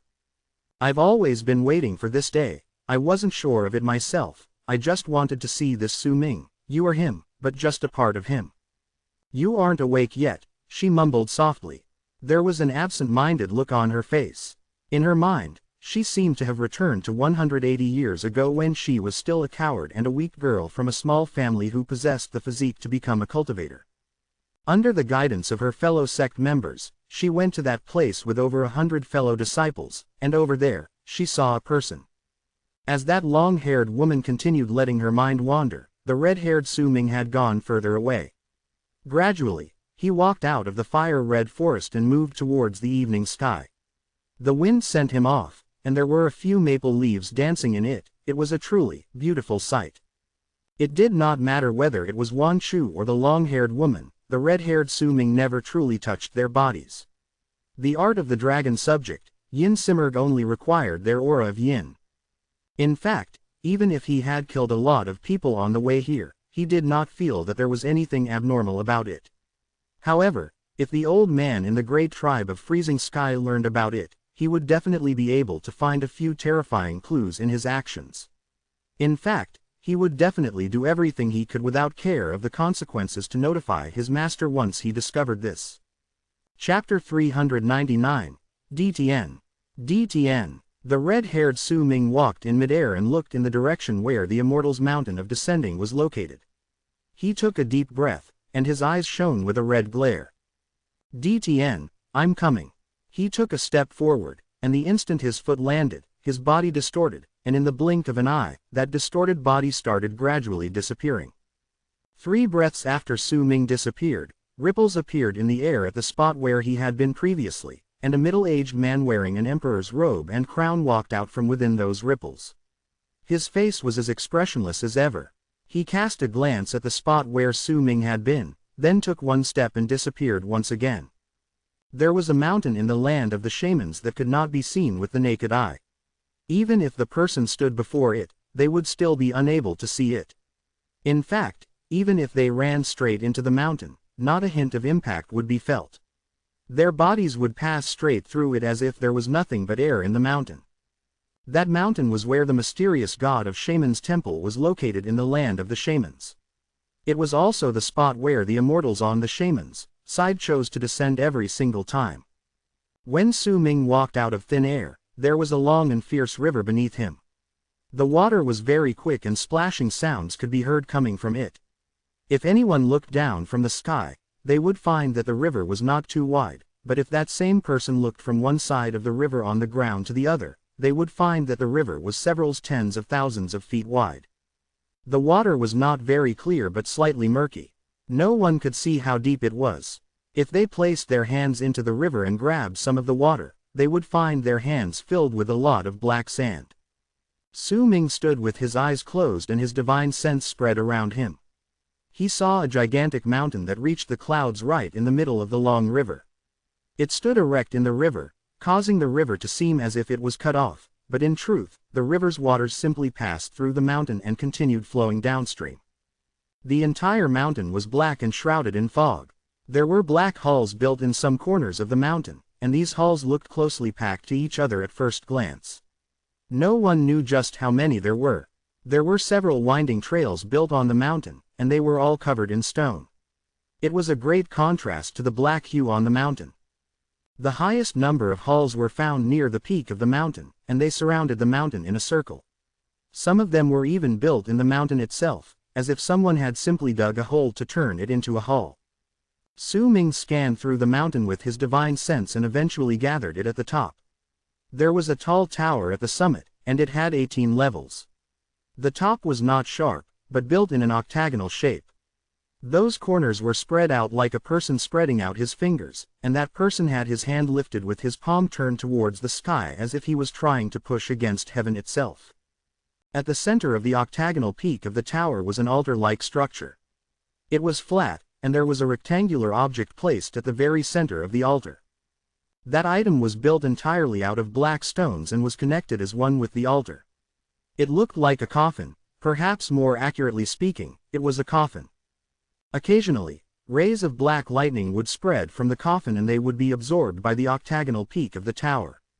When sizzling sounds started, the bolts of lightning would then shoot out and charge towards the sky, eventually being swallowed by the clouds in the sky.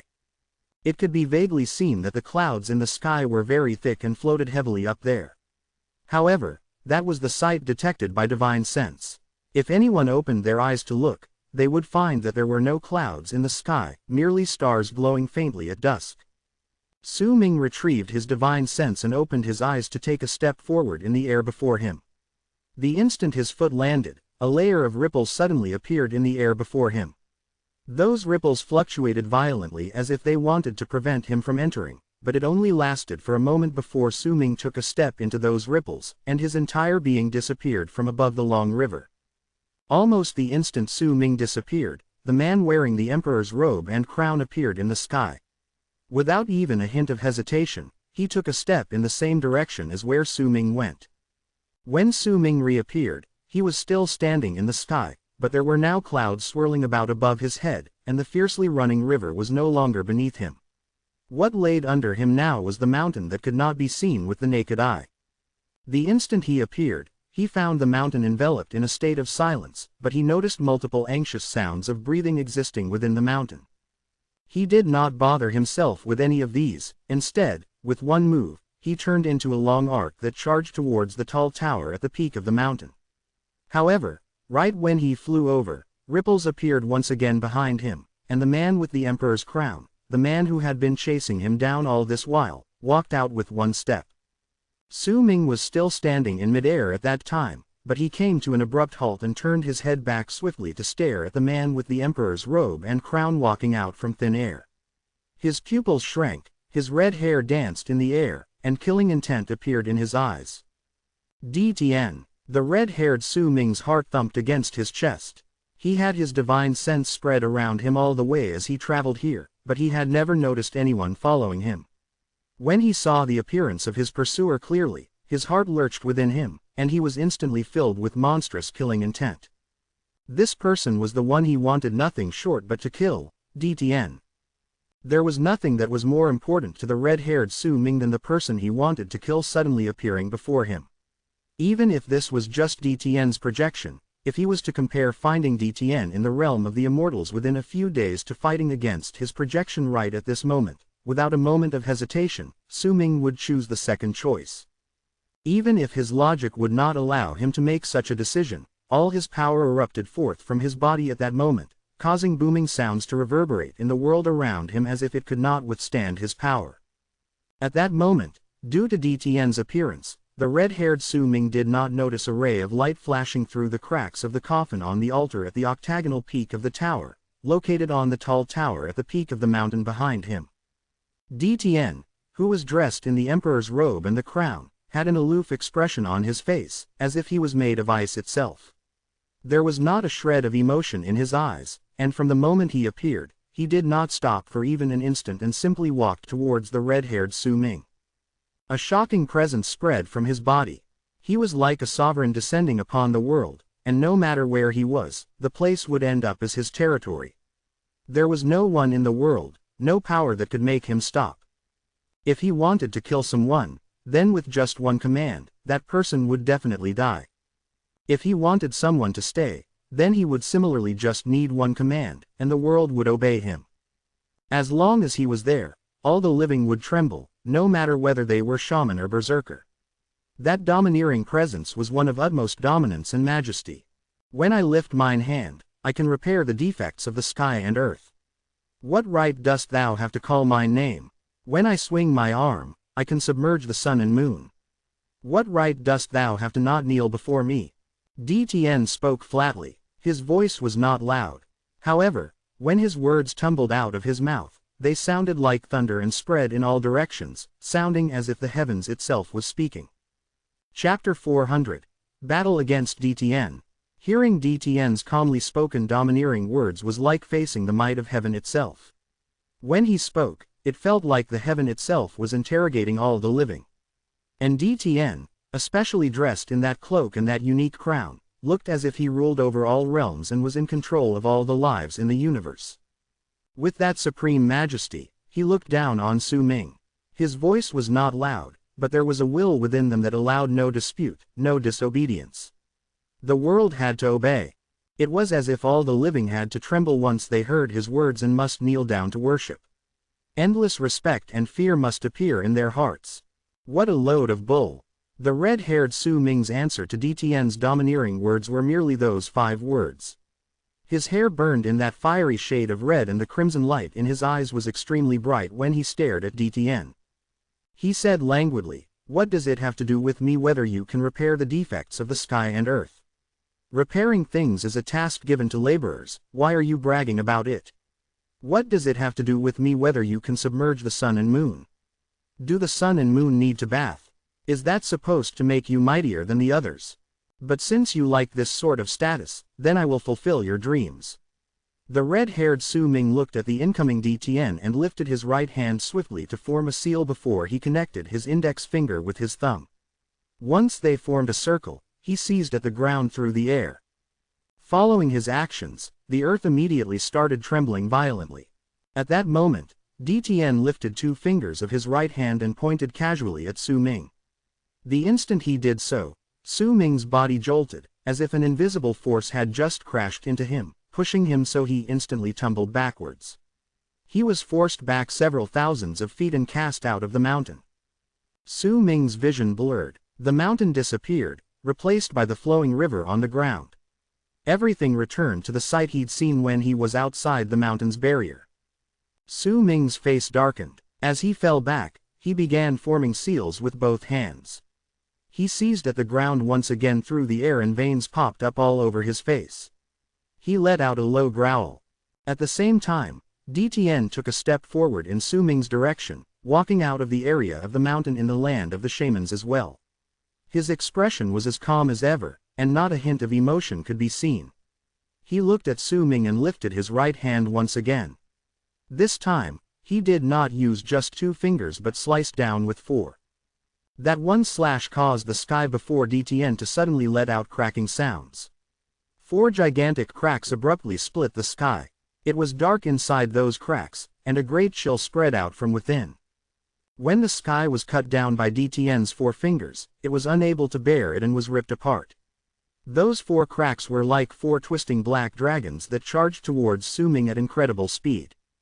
The instant the 4 cracks arrived less than 100 feet away from Su Ming, he lifted his head swiftly, and the hands seizing the ground through the air swiped upward along with his head's movements.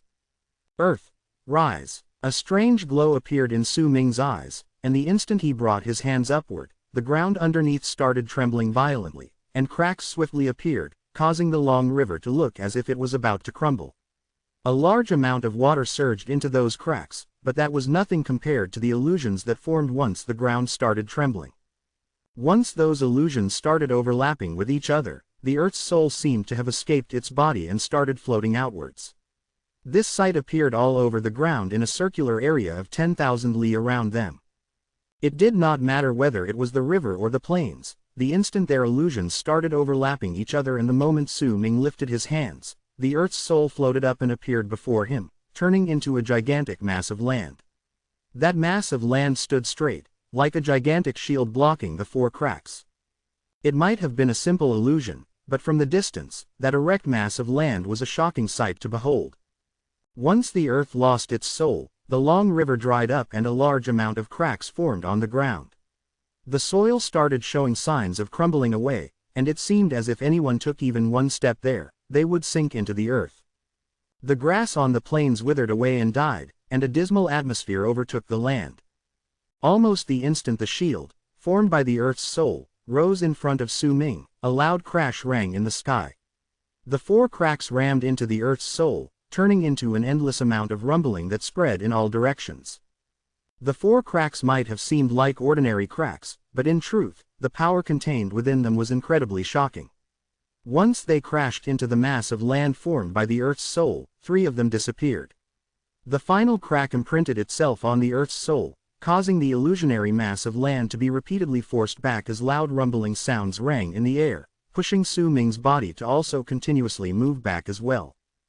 However, the red-haired Su Ming did not show a hint of panic on his face. Instead, with a dark smile, he shouted out 2 words with a voice akin to thunder. Sky, shatter. The moment those words fell out his lips, the illusionary mass of land formed by the Earth's soul increased its speed as it moved back, and once it pushed Su Ming several tens of thousands of feet back, a shocking boom reverberated behind him. The appearance of those rumbling sounds made it seem as if Su Ming had crashed into air itself while being pushed back by the illusionary mass of land. It was as if the air itself was not limitless but contained a barrier, and that crash caused a big hole to appear in the sky. Right when the hole appeared, the Earth's soul let out a whistle and charged into it, tearing at it and destroying it, causing the hole that had appeared in the sky due to the crash to widen swiftly to nearly 10,000 feet in size. From the distance, it seemed as if the sky was leaking and a large amount of freezing air spilled out from within to spread through the land. An endless amount of suction force came from within the hole, causing a large amount of soil to immediately fly up and be swallowed up. In fact, the mountain in the land of the shamans that was originally hidden and could not be seen with the naked eye started distorting where it was hidden away. Clearly, it was only barely hanging on under the power of that suction. With my current power, I can't cause the sky to shatter, but with the power of the earth, I can use its soul to crash into the sky spirit, so I'm still able to tear the sky apart somewhat. Since you want to repair the sky, then go on and repair it. Since you left your projection in this unknown world, then this place must be incredibly important to you. If that's the case, let's see whether you'll repair it. With one move, the red-haired Su Ming appeared in another place. He seized at the ground with both his hands once again, and as the ground rumbled, another illusionary mass of land formed by the Earth's soul appeared in midair. As Su Ming moved back, he used its power and rammed it against the air, causing it to let out a ripping sound, and the second gigantic hole of 10,000 feet wide appeared. An even stronger suction force spread out, and the area hiding the mountain in the land of the shamans crumbled. The space around it continued distorting, causing the mountain that had remained hidden from the naked eye for numerous years to reveal itself. That suction force caused the mountain to tremble, as if it was about to be pulled off the ground and sucked into the hole. DTN remained expressionless. As he stood in midair, he lifted his right hand and formed a seal before clenching his fist. The instant he did so, Su Ming's robes immediately started dancing in the air, and his red hair was also swept up by a violent gust of wind. He immediately noticed that the power of the world from afar started charging towards where they were with a shocking speed. This was not due to the holes in the sky absorbing them but was brought towards them by DTN's action of clenching his fist. The power of the world came towards them from such a wide area that it made Su Ming's pupils shrink. It's just a projection, and he already has this amount of power. Damn it, just how many years have passed? The DTN in my memories is definitely not this strong.